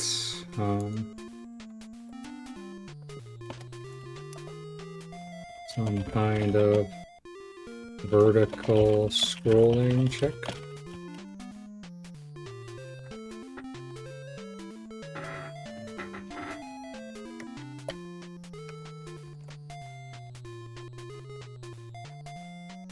Has to do with the position of the HUD. So you mess with Y, so the HUD should stay where it is. Don't know, yeah.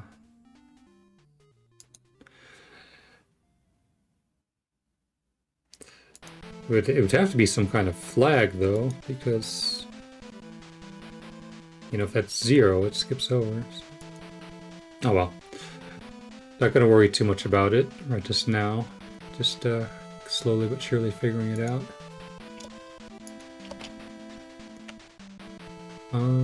Alright. Anyway, here, so this code is, if we're on the overworld.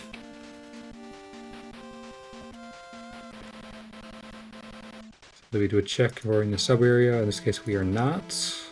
Or sorry, we are. We are. Go to the level. And go down to here. Is there any reason why we needed to back up the level in temp 10? Sprite is, yeah, with sprite 0, yes it is.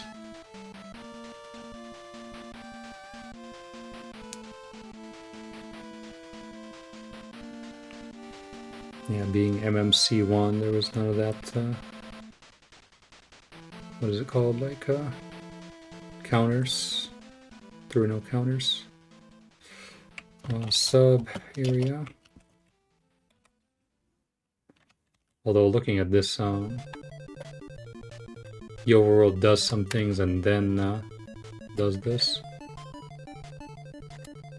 And once again, it uses this 6 index. Scanline counter. Yes, that's what I wanted. Yeah.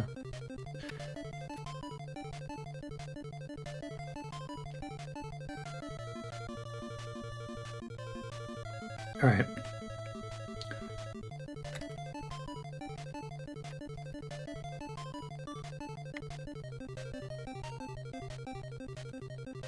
Alright, so I guess this acts as a backup index. Parallax magic, so DMC IRQ for timing. Yeah, oh yeah. Absolutely.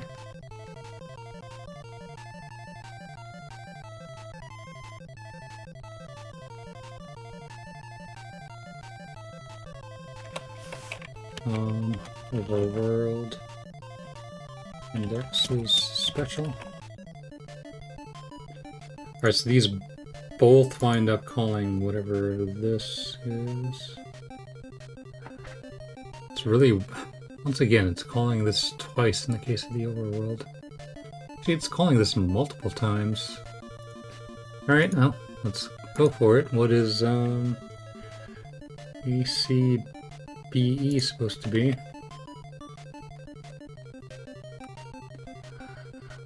Alright, we're loading in some addresses here. So this is based on the level, if you're in a sub-area of the overworld.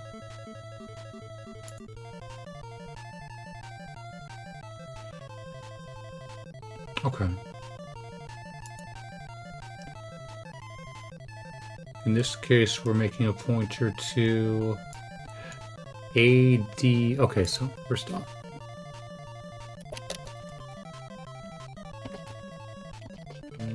Temp 10 is set beforehand. Acts as an index for the level for index 6 if on the overworld.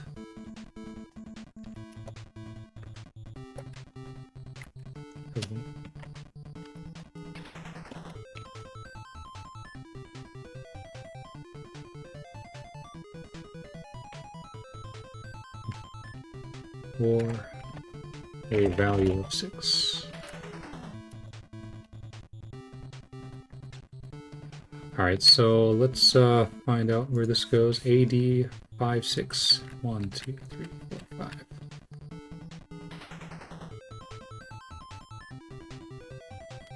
So I guess it'll be right here.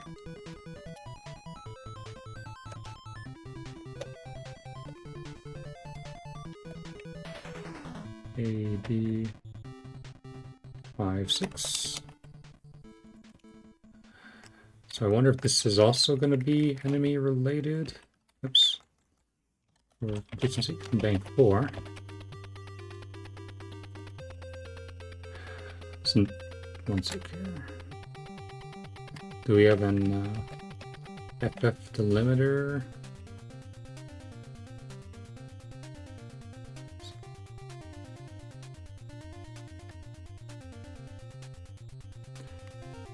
We do, but I don't know if it's going to be relevant just yet.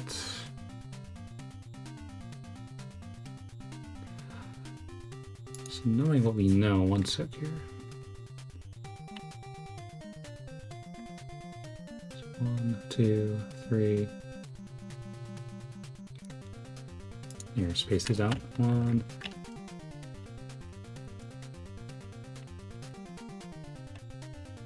AC. DP.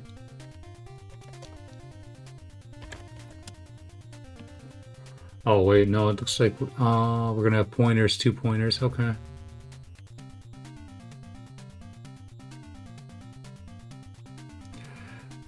So given our level AD 7-3, it's gonna be 6, 7.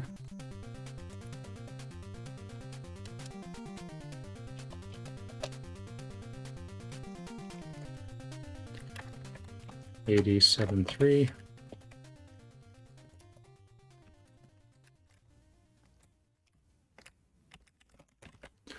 Later on, I'll of course go back and format the addresses up here with my formatting tool. Ways of, you know, taking columns of these bytes into, you know, nice columns of equal length instead of, you know, this random line break and stuff like that. Alright, so we're creating a pointer here.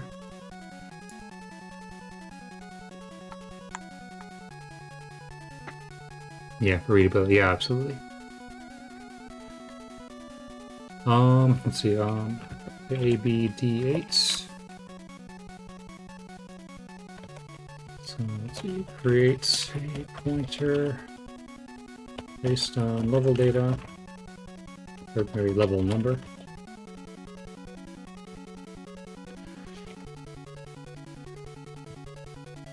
And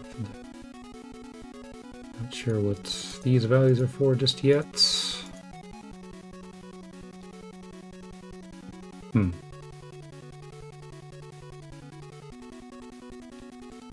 Because yeah, the overworld logic up here is also doing something similar with that. Anyway, F089.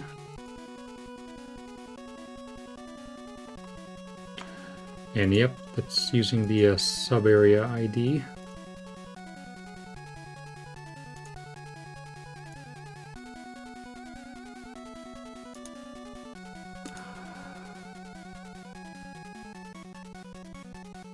Is it creating tile load index?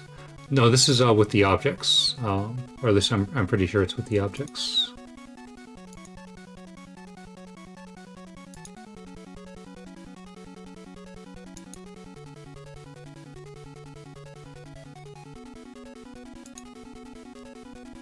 Well, we'll see. We'll see though. Some areas you want. Oh wow, they're even reusing this logic from earlier. Wow, now I'm gonna have to really think of a common name for this. It's kind of like, you know, create object pointer based on level data from table or something, but that's such a long name. It's insane. Oh man, okay. See, yeah, I'm using the level ID. And once again, taking the width of the level.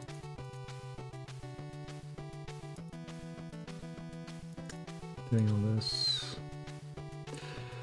But I don't know, because it could very well be related to the actual block data. Because if I remember correctly, Bank 4 has the TSA data for the levels, right? Well, it has it for the overworld, though. It's what? Oh yeah, Bank 3 is the TSA for the sub-areas.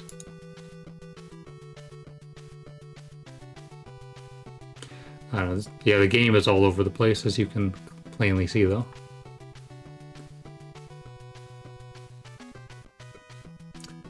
So anyway, yeah, this is a lot of repeated logic.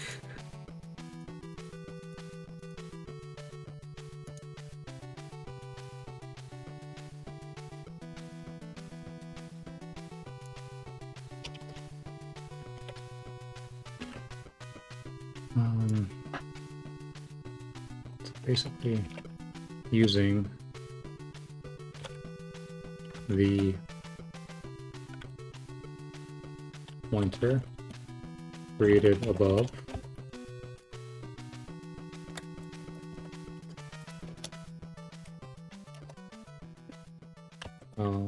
this reuses some logic earlier in the loop to do some calculations based on the Y position and room width.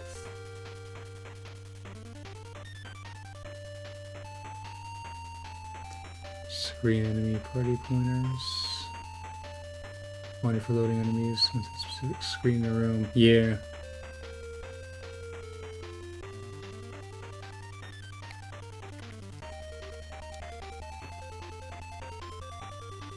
Yeah, this F089 is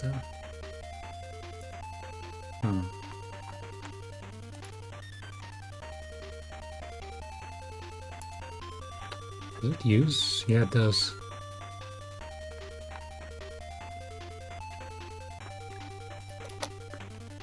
Set temp 4 and temp 5.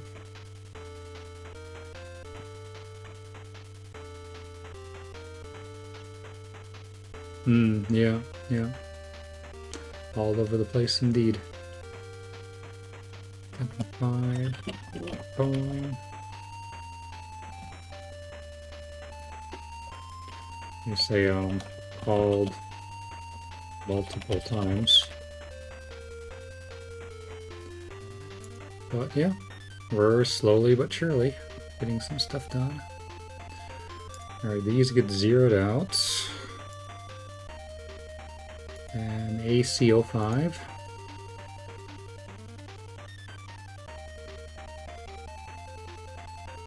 Oh wow. So it jumps this, and then it's going to come back here, then do this logic again?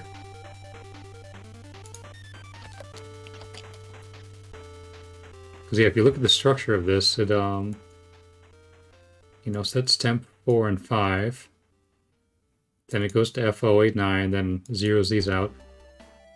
Then we jump to subroutine down below. But then we come back up here, temp 4 and 5 again, and then 6 and 7 again.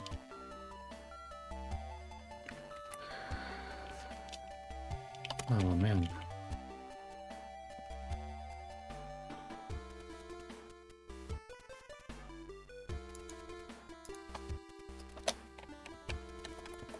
Yeah. I mean, it's like the same logic, but you know, different values. Because what is it? You know what? I'm having a guess here. This might be like a positive look ahead. This might be a negative look ahead or look behind.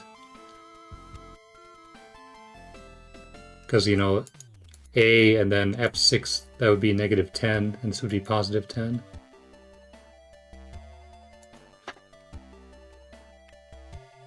Like maybe when you're moving, it's looking for, you know, so many spaces in front of you for loading in enemies.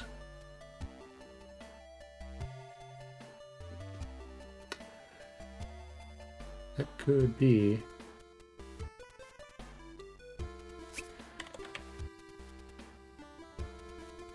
Because okay, let's go down here. And we got to set our enemy pointers.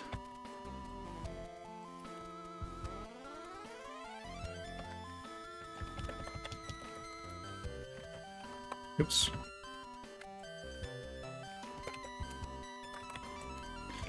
All right.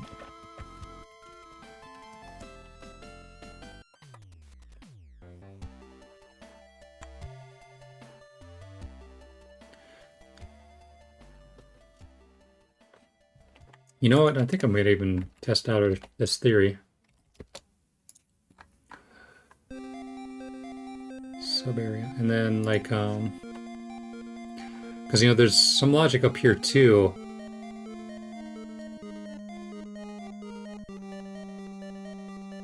Let's try this, actually. So instead of looking ahead, maybe, say, 10 units...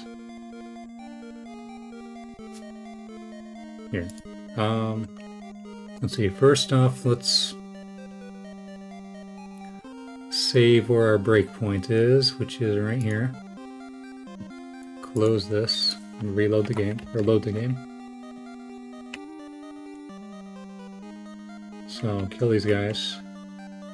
So given where I am, this is the center of the screen, and then this would be like to the right of me, that would be 8 blocks worth. So if we move forward, you know, a little bit, it might be a look ahead of 10. So let's, instead of using 10, let's maybe drop that, or increase, no, drop or increase. Maybe say something like 6.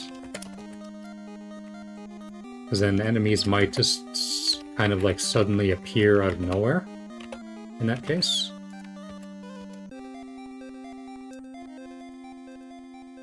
Reload.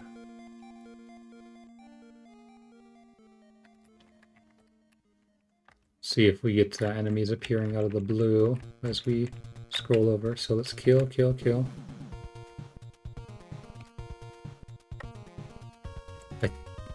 try it again.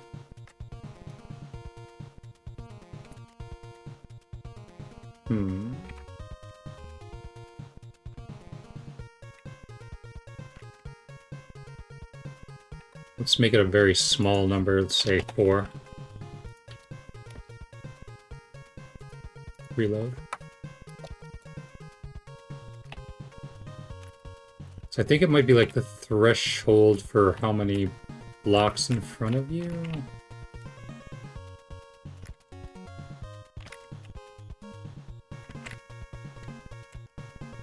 I mean, I could be very wrong. Well, let's see what happens if we go to the left.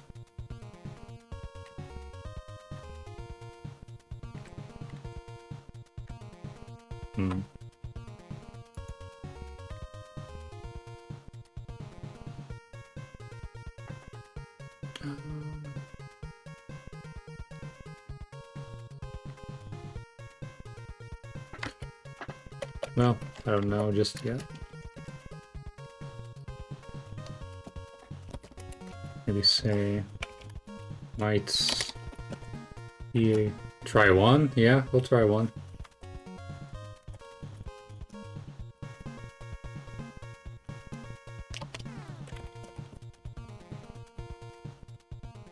Might be a threshold for how far to look ahead for spawning new enemies. Question. Alright, first build.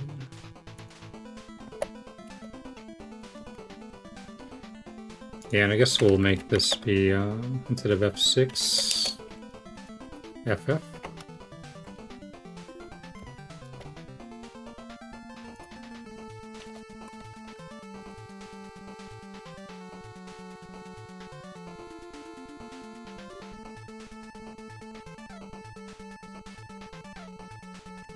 No, because he appeared. Same thing, that guy up there appeared briefly.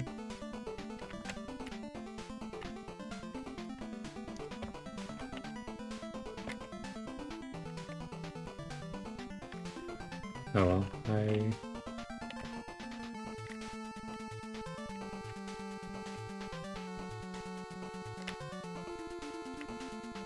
see if the, I don't know, the overworld should be the same. Yeah, that appeared out of the blue there. Oh well.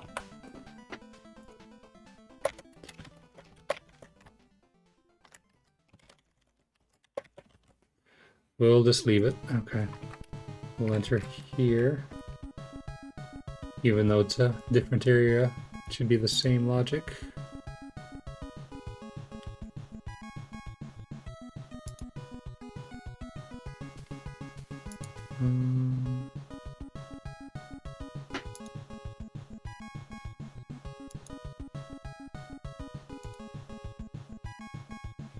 Yeah, here we are.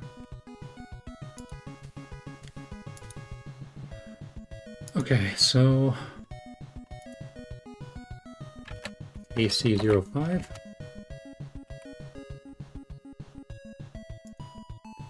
Go down. Looks like oh wait. That's one important thing we have to do is re-import our labels back into this. There we go.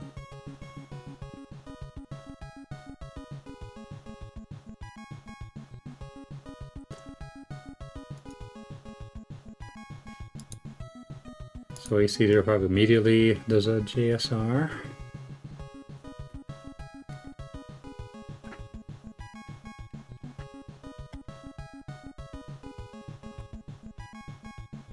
And once again with our 10 plus 10, we create a pointer.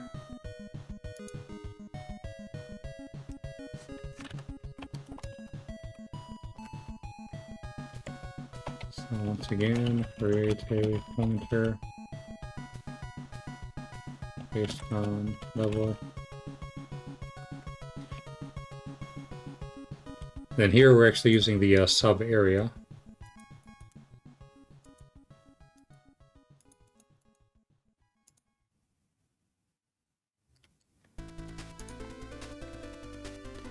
So the sub area is going to create our next pointer. Create a pointer based on sub area.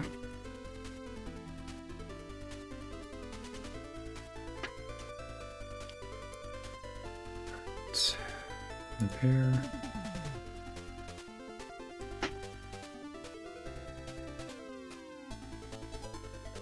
Alright, so this pointer is now, let's open another instance of the bank.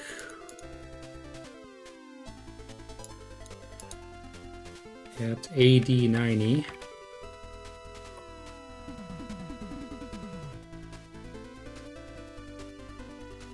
Ah, yeah. Was that what we were doing a little bit earlier here? Since we're in the second sewer, that's why the index is different. That's right here.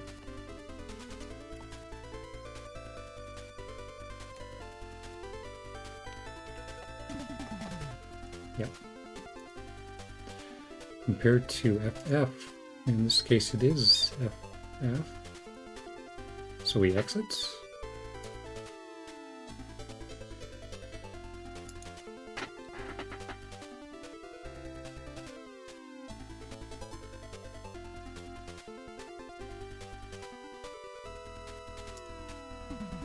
All right.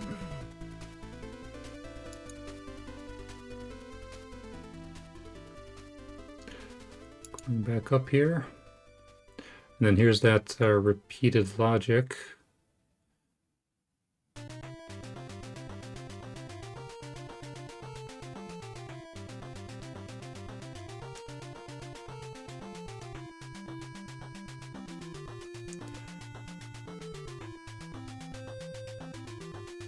So I'm not even gonna... I'm just gonna go down to here since that's all same thing with just different offsets. Once again, going down here. Creating a pointer. 85.6. And then based on the sub area.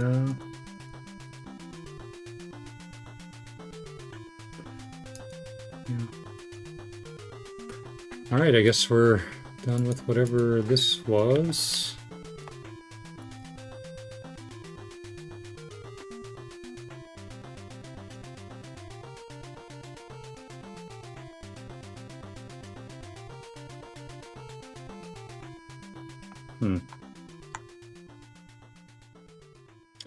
Alright, back to Fix Bank, CC7E.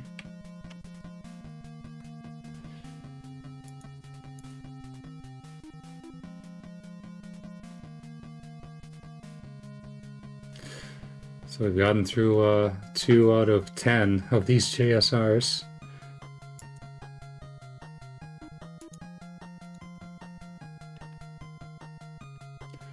CF18. Oh, now we're going to go into Bank 5. This is actually a bit concerning because I haven't really decoded a lot of Bank 5. Although I can say this is not some Overworld update, since we're clearly not in the Overworld.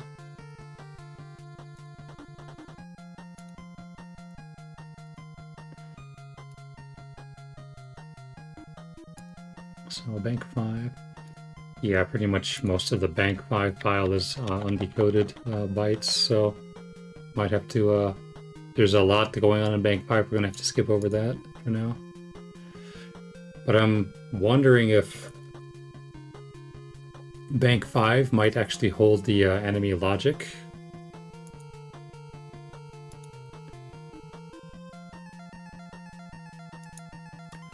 From what I could tell, I think either Banks 3 or 4 had some of the cutscene stuff and the turtle logic. Because being the players, it would make sense for the turtles to have a lot of logic on them. But we'll see.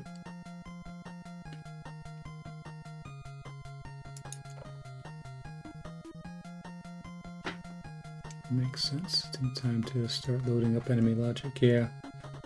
So one thing this game seems to do is, so the CHR bank is 0.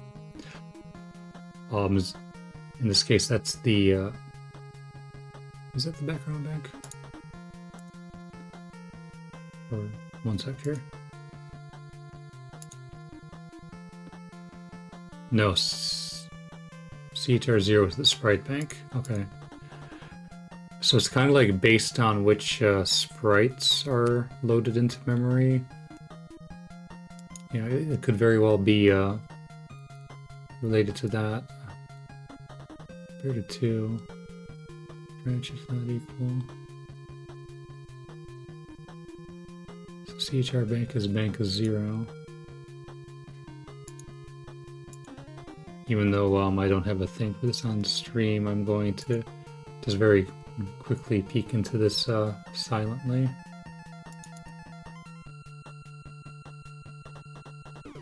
So yeah, bank 0, CHR bank 0, which is what's currently into memory. Looks like it has things for the Mausers and stuff. Yeah. So it makes sense. Let's see, what is yeah, I'm opening YYCHR off screen here. Sorry for the...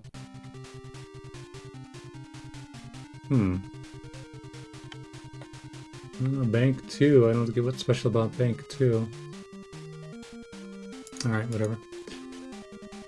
Bank 2 is special for some reason, but I don't get why just yet.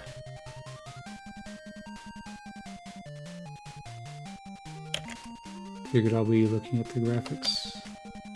Yeah, because one thing is CHR, there's not really a convenient way to do that other than just, outright looking at the files.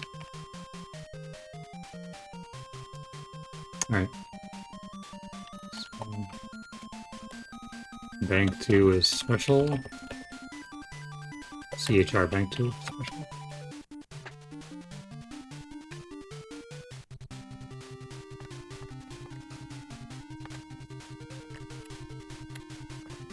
Alright. Now we're actually, okay, we're loading into some of the object memory.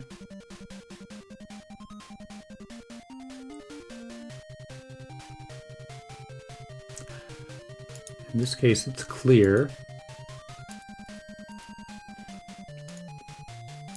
Right, so this looks like it's going to be iterating over the objects.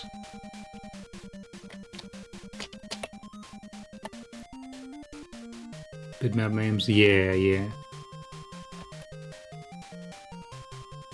I think I saw one person's disassembly where he used PCX files. But yeah, just YYCHR is fine. It's not really much to do with the graphics in terms of disassembly. We're not actually doing any sort of graphics hacking. Alright, so we're gonna iterate over all the objects, starting with 2, ending with 0f, or I guess ending with 15.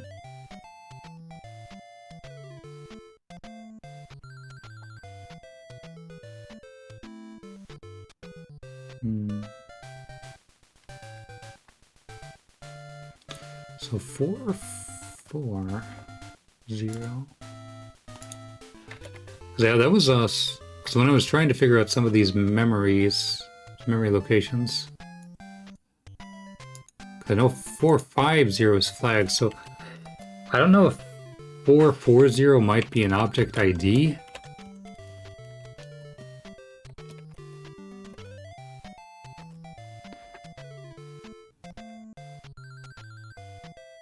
And then maybe they grouped it so like display and then actual logic might be together. I'm not sure, because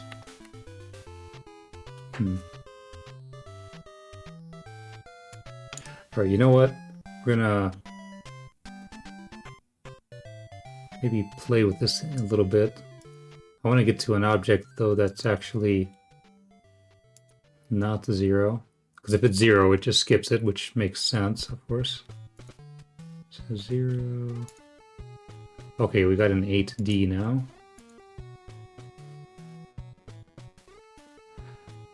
And 8D. Just want to look at the original enemy party too.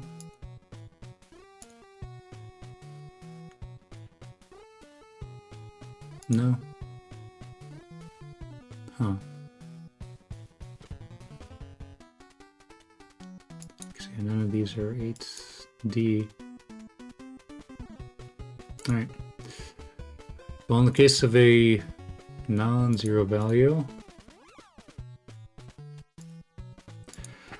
yeah, I hate logic like this where you're doing the comparisons here. Alright. Because yeah, there's when I was talking about damaging enemies earlier, there's actually a comparison to determine which sound to play when you hit the enemies, and it's very specific. For like the Big Mauser and the Technodrome get a special sound when you hit them. All the other enemies just play the standard sound. So like they're, you know, doing all these comparisons of ID numbers just for that one bit of logic.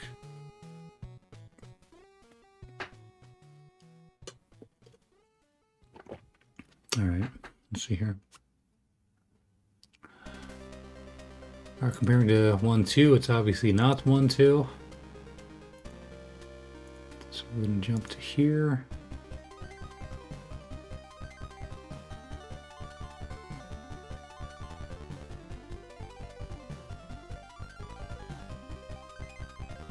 All right.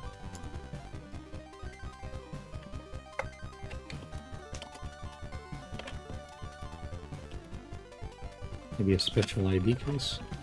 We're going to go to F161.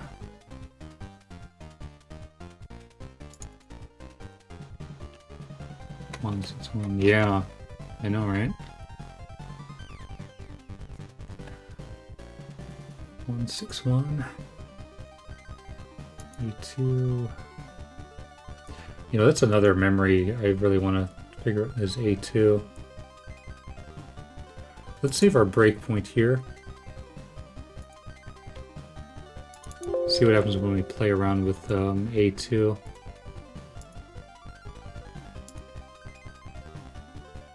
So A2 is a 0 right now. Start the game. That's a great enemy placement, by the way. So if A2 is a minus, it gets some special treatment. So let's change it to 8-0. Nothing seems to have changed. Oh, what is this? Why can we not move to the side?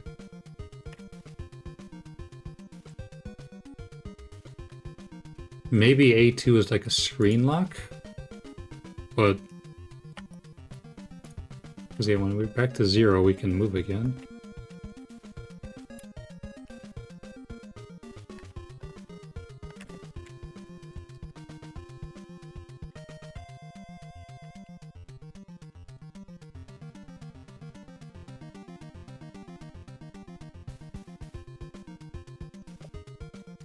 So, one more time.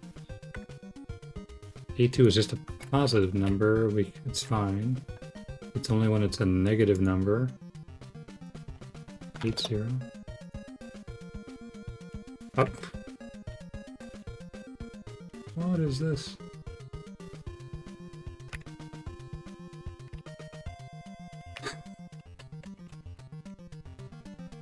An invisible object. Oh wow, now I...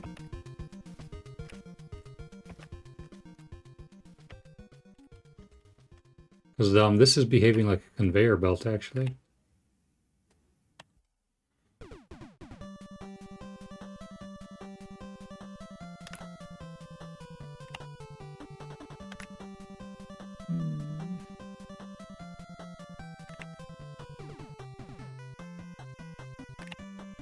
Yeah, it could be. Turtle logic.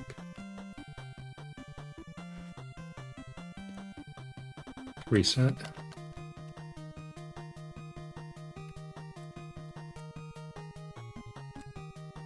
Some more time. Set A2 to 8-0. Notice the Mausers, though, are doing crazy stuff now.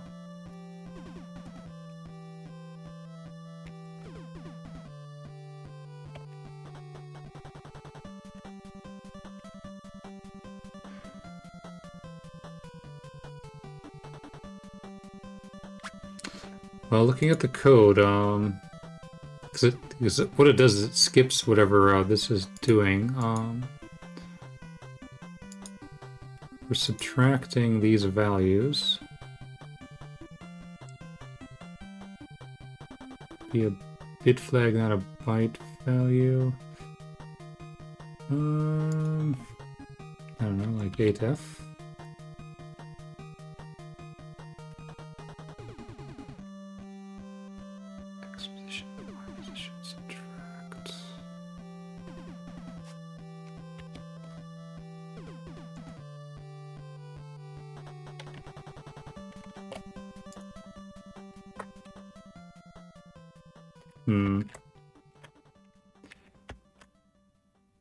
Happens if we try to... oh, we can't even climb the ladder.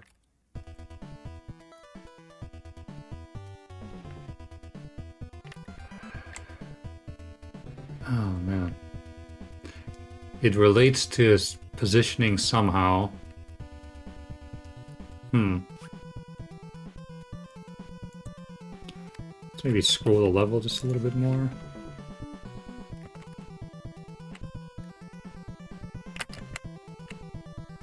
Once again, set A2 back to 8-0. And notice, yeah, we're back up here.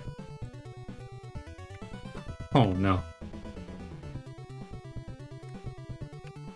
Now we're, Definitely not where we're supposed to be.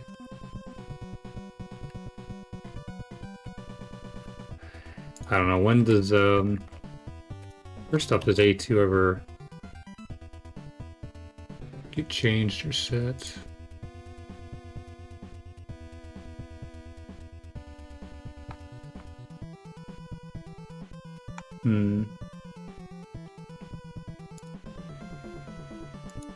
A2 is only ever potentially set in one spot, it looks like, and gets a bit value, so this must be, maybe it's just some kind of a flag.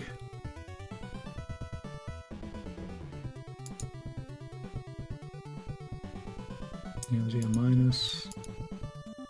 Yeah, bits on that. It's like some kind of a skip flag, but not sure what entirely it's skipping. Yeah, I even had a comment. I guess I was looking at this at one time. It's like some kind of an ignore flag, and it seems to be unused, so... Alright. I guess knowing that... Alright, let's close this. Reset.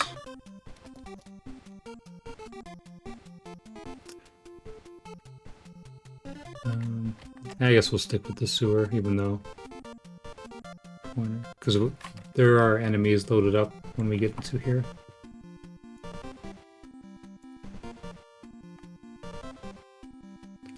Alright. So going back to, he does weird stuff, yeah. Maybe, who knows, maybe it was even for debugging purposes? I don't know. Basically, whatever A2 flag is, it doesn't seem to be used. Just executes its code normally. ...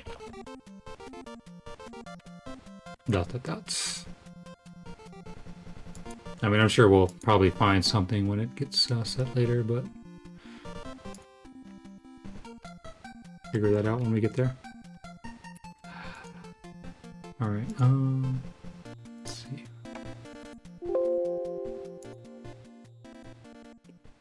Alright, so it's obviously not minus. We're gonna subtract these, so I guess 4, 0 and 4. Did I figure those out? No. Something to do with positioning. Comment here.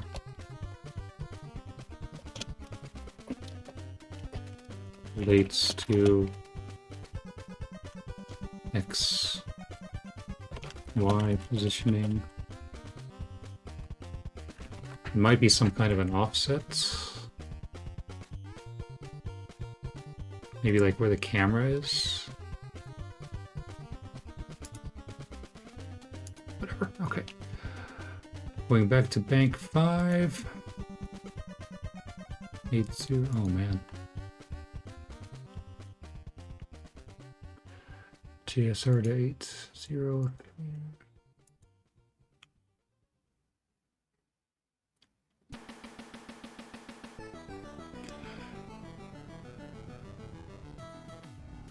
It makes collision all crazy. Yeah.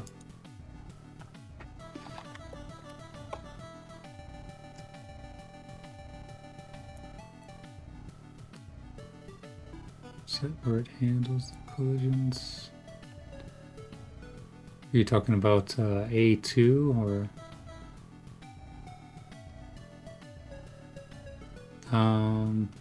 It's some kind of just ignore flag though, like when it's set to a minus, it ignores a bunch of stuff.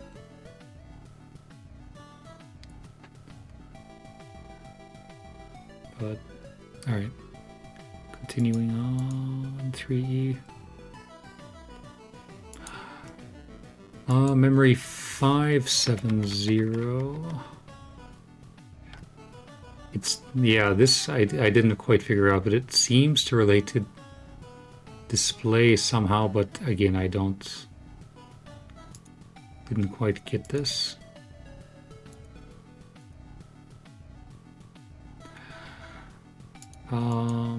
Nine. Oh, geez. Yeah, this probably gonna have to skip out of here because I haven't decoded much of Bank 5 yet, unfortunately.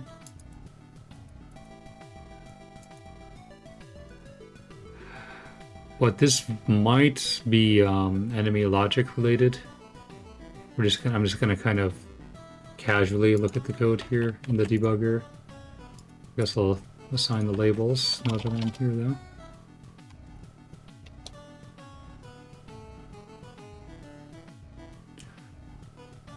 No.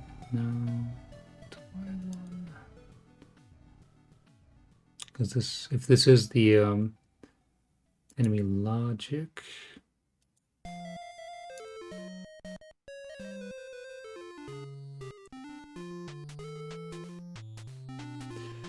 I remember 450 had something to do with flagging.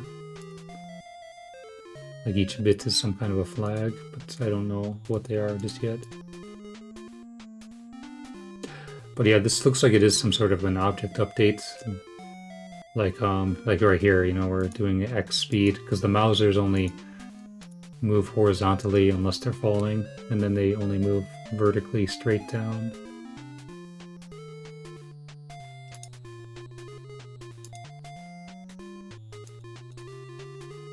So that'll be something to do off camera for sure. Let's decode more of this bank.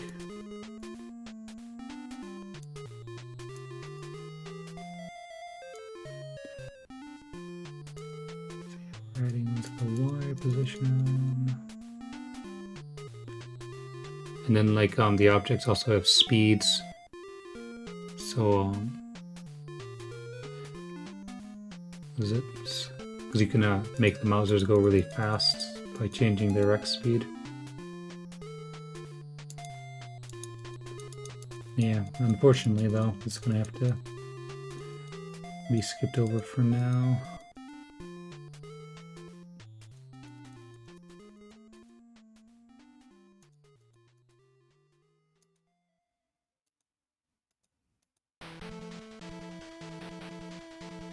Okay.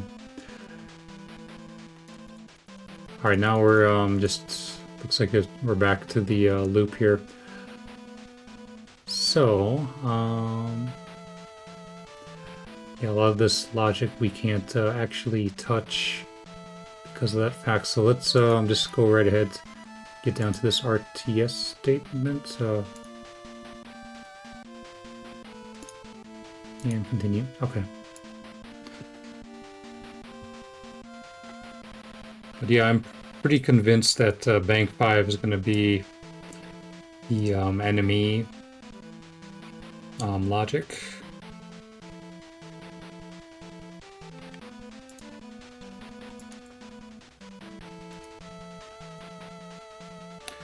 Alright, next is CF4A. Close out of Bank 5. I think Bank 5 is still in memory too. Yeah, it is. So this is going to swap in Bank 4. So back to Bank 4.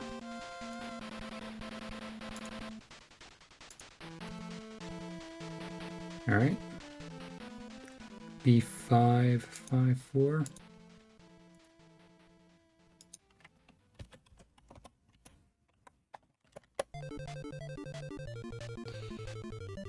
F. Yeah, 3F is something we were looking at earlier as well. It'd be nice to really know what the roles of all this stuff is. So branch head, so it's going to execute this code.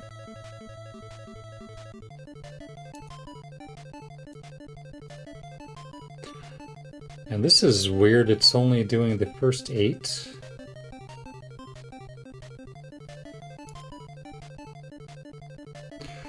So I wonder if this 6-5 is something different. Oh. So 0, 0, 0, 0. Maybe 6, 5 is for other kinds of objects.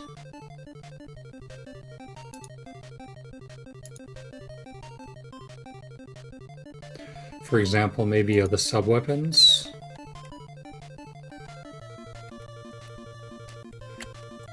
Guess that I'm here though, I can just label on.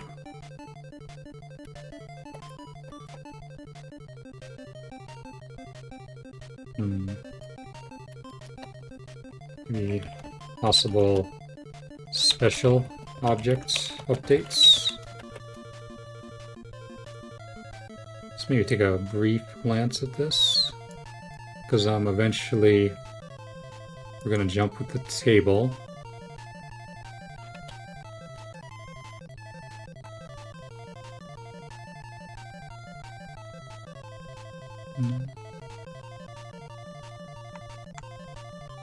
Oh no, that just does nothing.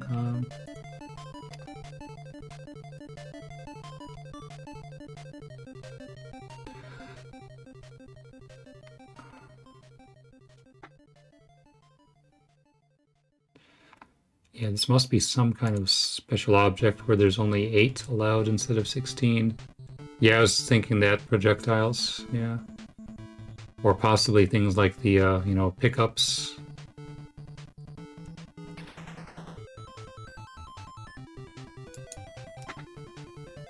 Or particles, like when you defeat an enemy, where it does that explosion. I don't know, but okay.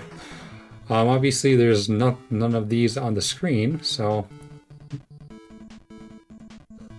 we're gonna go ahead and X out of here.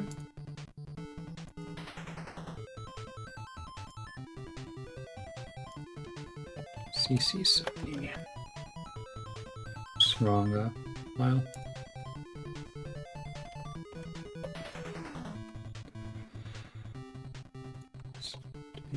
All right, so this is like some sort of object logic updates. Yeah, right now though, the main point is to just kind of go through the loop and try to get like a general sense of what this is, but yeah, that'll be something to check later. Potential special objects updates. Question. All right. CFCD. All right, we're going to bank 6.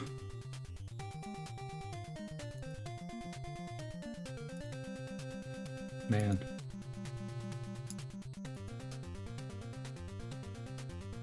No, I guess we're step to the bank logic.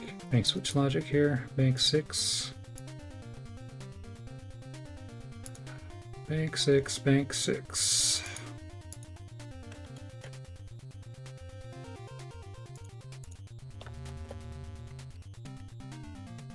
And we're going to iterate over all of the objects again.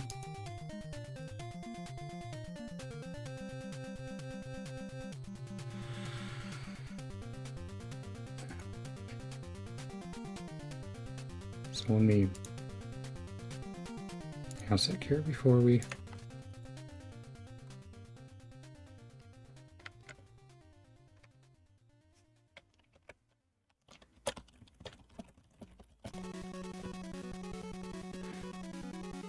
once again iterating over all the objects, because this is going to go from 0 to 16.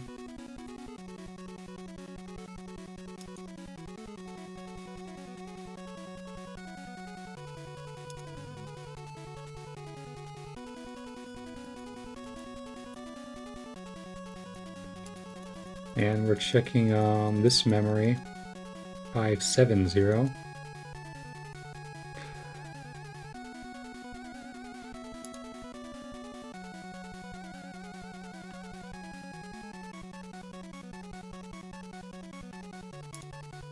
So right now X is 5. 5 is where the enemy objects tend to start. Oh, this looks like it might be for the animations. Which, yeah. Man, like, as I said, like, this is all over the place, but I think, like, the cleanest way they could have done this would be to iterate over all of the objects once, and then, like, handle each step of the process along the way. Like, you know, have a loop from 0 to 16. You know, if the object has an ID of 0 or something, then obviously that's not an object, so skip that. And then, you know, do the various parts, like, does the object, you know, have logic? Do the logic. Does the object have, you know, an animation? Then do the animation. And then you go to your next object. Anyway, that's how I feel it would have been a cleaner way to do it. Anyway, seems to be related to animating the objects. Yeah, exactly.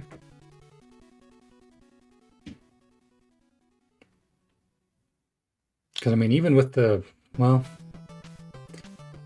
bank switching in between, like, you know, have your loop. Your loop could even be in the fixed bank. Do your logic. Maybe the logic would be in, you know, bank 5, for example. Do your animations, that would be in bank 6. You know, logic could even include things like hit detection. I don't know. Yeah, it adds a lot of overhead indeed. But, okay. So this is, what I determined is that 420 is like a frame timer. So like when you have an animation, it's like, you know, what frame of the animation are you on, then it decreases the timer, and then once it hits 0, it goes to the next frame of animation. So go ahead and put these labels in here. Actually, do we have a 430 anywhere in here? No. Okay, just 4.2 and 4.1.0.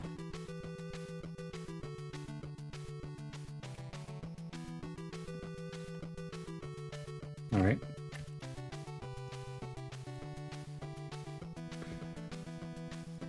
So let's look at this. Maybe we can find the what do you call it? The actual logic for not the logic, but the data for displaying the sprites. Then maybe we can replace the Mauser with something different.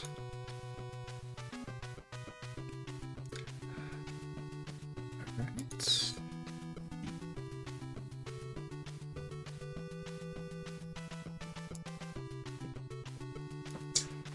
Alright, so this is 440 again. So I'm convinced this must be some kind of ID.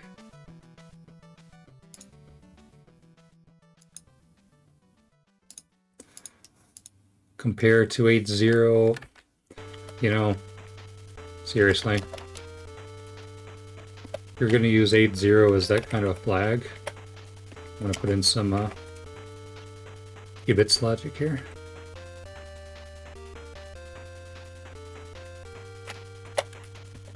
You know, bits 440 branch if minus is better.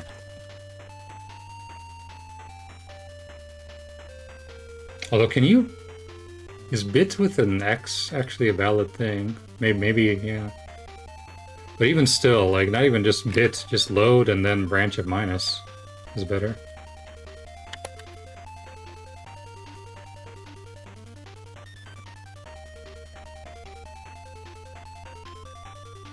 Yeah, there's no reason to compare to 80 in this case. But okay, we're gonna go down here. We're gonna load in our table.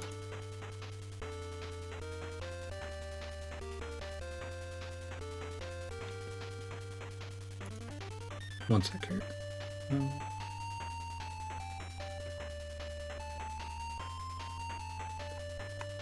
Before we... Oh, okay, never mind. We shift, and then that's going to be... Okay, that's going to be where Y came from.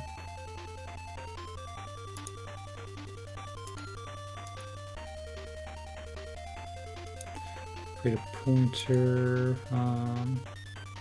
Pointer is equal to what? 9173. One sec here. 9173. 91. Oh, jeez. Yeah, there's a lot of uncovered stuff. 1, 2, 3, 4, 5, 6, 7. So 9173 starts here.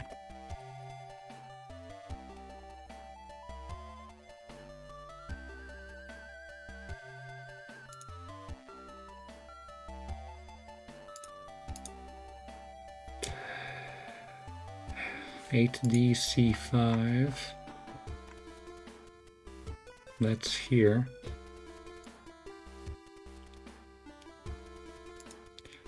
Y is currently 2.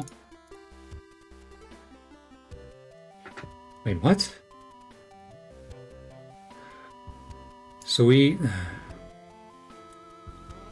create a pointer, and then if this is a positive number, we overwrite the pointer. We don't actually use the first pointer.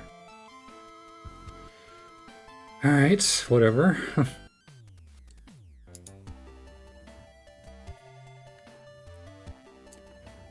So now our pointer is 9103.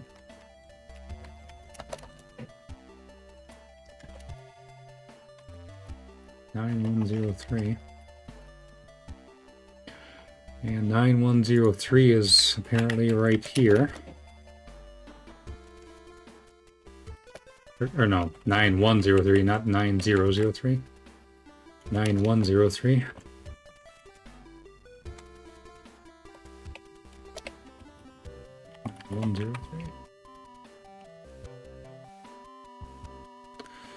And it looks like that's immediately creating another pointer, but we'll see.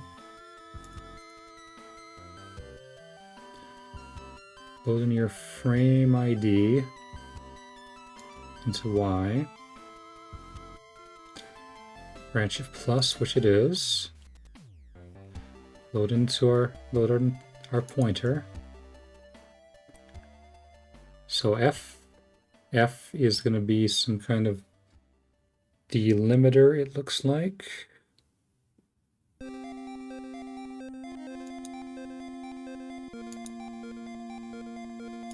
So it's, all right, go back up to the code too.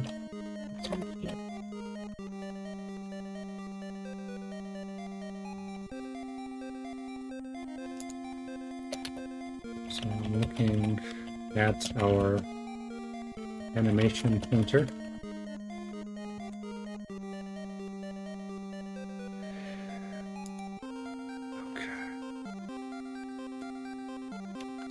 So basically FD, FE, and FF are some kind of special case. FF most likely is a terminating instruction.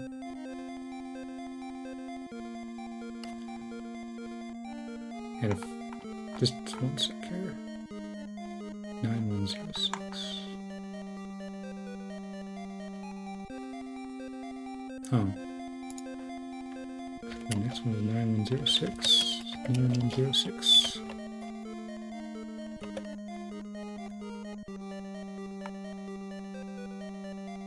Alright, whatever. So it's none of these.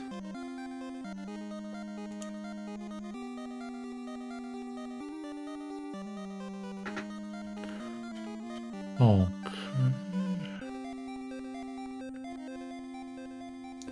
Store the value. So store this 9D value back in the...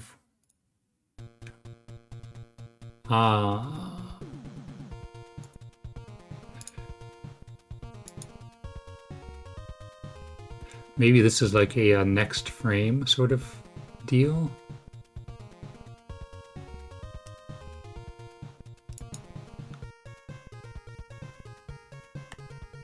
It's like 90 and 90. What happens when we actually hit FE? Maybe FE is like a repeat sort of thing. Okay. That's what it seems to be. Okay. We're gonna test this actually in a sec here. So basically the Mauser has 2 frames of animation, which is 9D and 9E.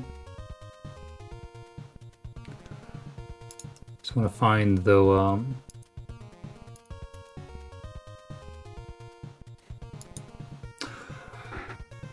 okay, so I think we could safely say that this is well, not safely say, but we can most likely say that this is a sort of object animation updater where it's going to decrease the timer and then see if we're ready to move on to the next frame of animation, and then it will assign the animation index based on where you are in the animation.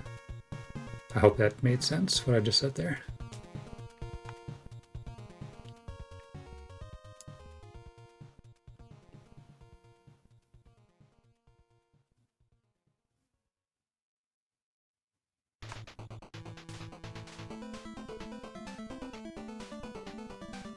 So we decrease our timer here.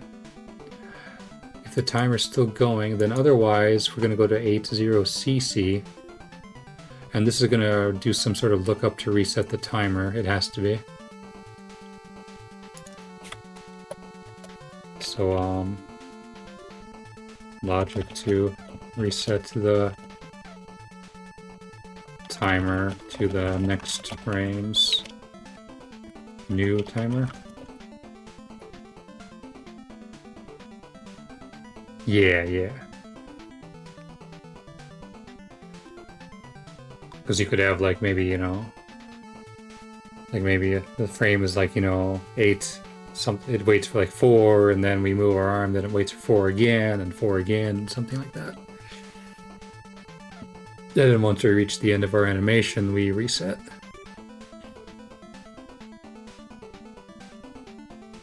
Okay. So let's see, I just go down to the RTS because that's pretty much all that this is going to be doing then.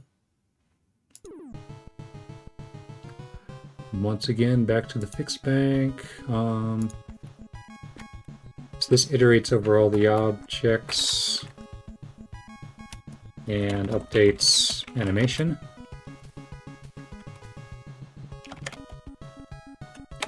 So I'm wondering if this actually draws them. Or it could be something very different.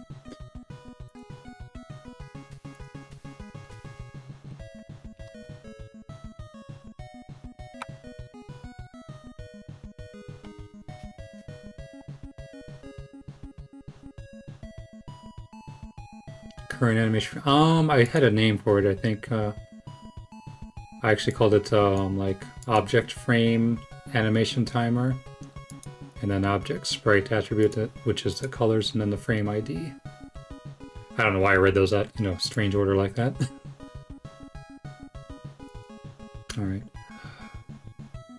Alright, we'll do this, and then we're probably going to have to call it, because it's past 6 o'clock here. It makes sense to draw afterwards, but yeah, who knows. I want to see just how complicated what we got coming up is.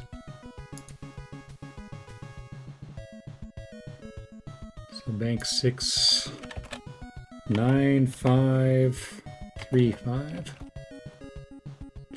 Dinner time indeed. Tonight's gonna be soba.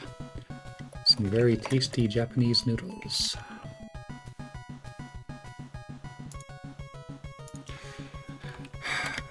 5e. So 5e has to be some sort of a state thing? I don't know. Yeah, it's some kind of index lookup. Yeah, 5e or something I'm gonna have to play with at some point. Alright. I think I'm gonna... Yeah. I'm just gonna... 5e compared to 3. In this case, it's not 3, so we continue to here. D2.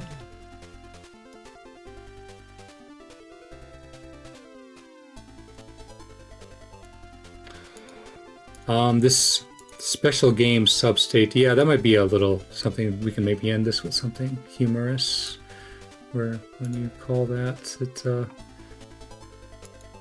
yeah. We're checking the flags, we're doing all kinds of checks down here.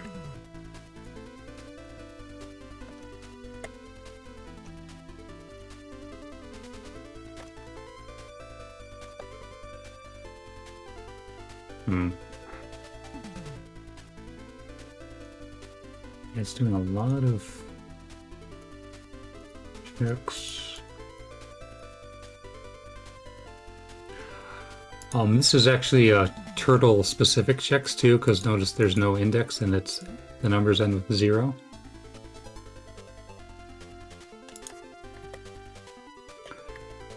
So are there any of these that I figured out? No. Alright, so this is gonna do some turtle checks.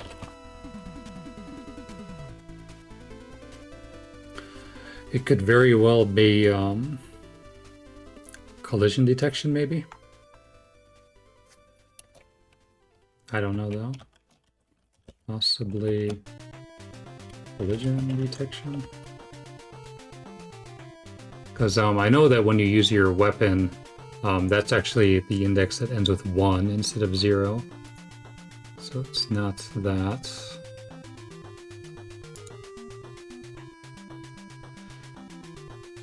Yeah, this is going to be, I think, too long, so. I'm going to save breakpoint here. And we'll end it with that. Alright. But yeah, let's look at some silly things you can do if you manipulate memory here. So with the special states, which is a memory B5, that can be an index from what 0 through 16. And what that basically does is it calls some certain events in the game. My favorite one was actually 8, so if you take a look at the game screen here, you're going to notice it's going to look really weird for a little bit here. And then watch what happens. It calls event for Splinter in the helicopter. I don't know, I just always thought that was really funny. But notice though, after that event, this is the dialogue which would take you to level 2. So these are kind of like end of level triggers. And I guess what happens is like, even though we're on level 4 right now, it looks at, you know, what your, I guess it looks at the current level, and there must be some logic saying like, okay, advance to next level, and then based on the current level, we call the dialogue. But yeah, like if we set this to, for example, 0A, that's the end of level 4, I believe, and we should get the level 4 ending cutscene here. Yeah, here we go. But notice the life bar down below is still there. That's supposed to be gone. And yeah, this will take us to level 5. But yeah, if we're, you know, even on the overworld, if we change it to 08, oops, 08, here comes Splinter again. I don't know. Something about the helicopter flying on the overworld, and notice the X scrolling is all weird. But Alright, that should be a good spot to end it. So let's switch views here. So anyway, yeah, thanks all for watching. I'm sure there are some lurkers here, but again, always appreciate that. You know, your anonymity is no problem. So yeah, we're gonna go ahead and do an ending card here, and then see if we can raid someone today. So one sec here.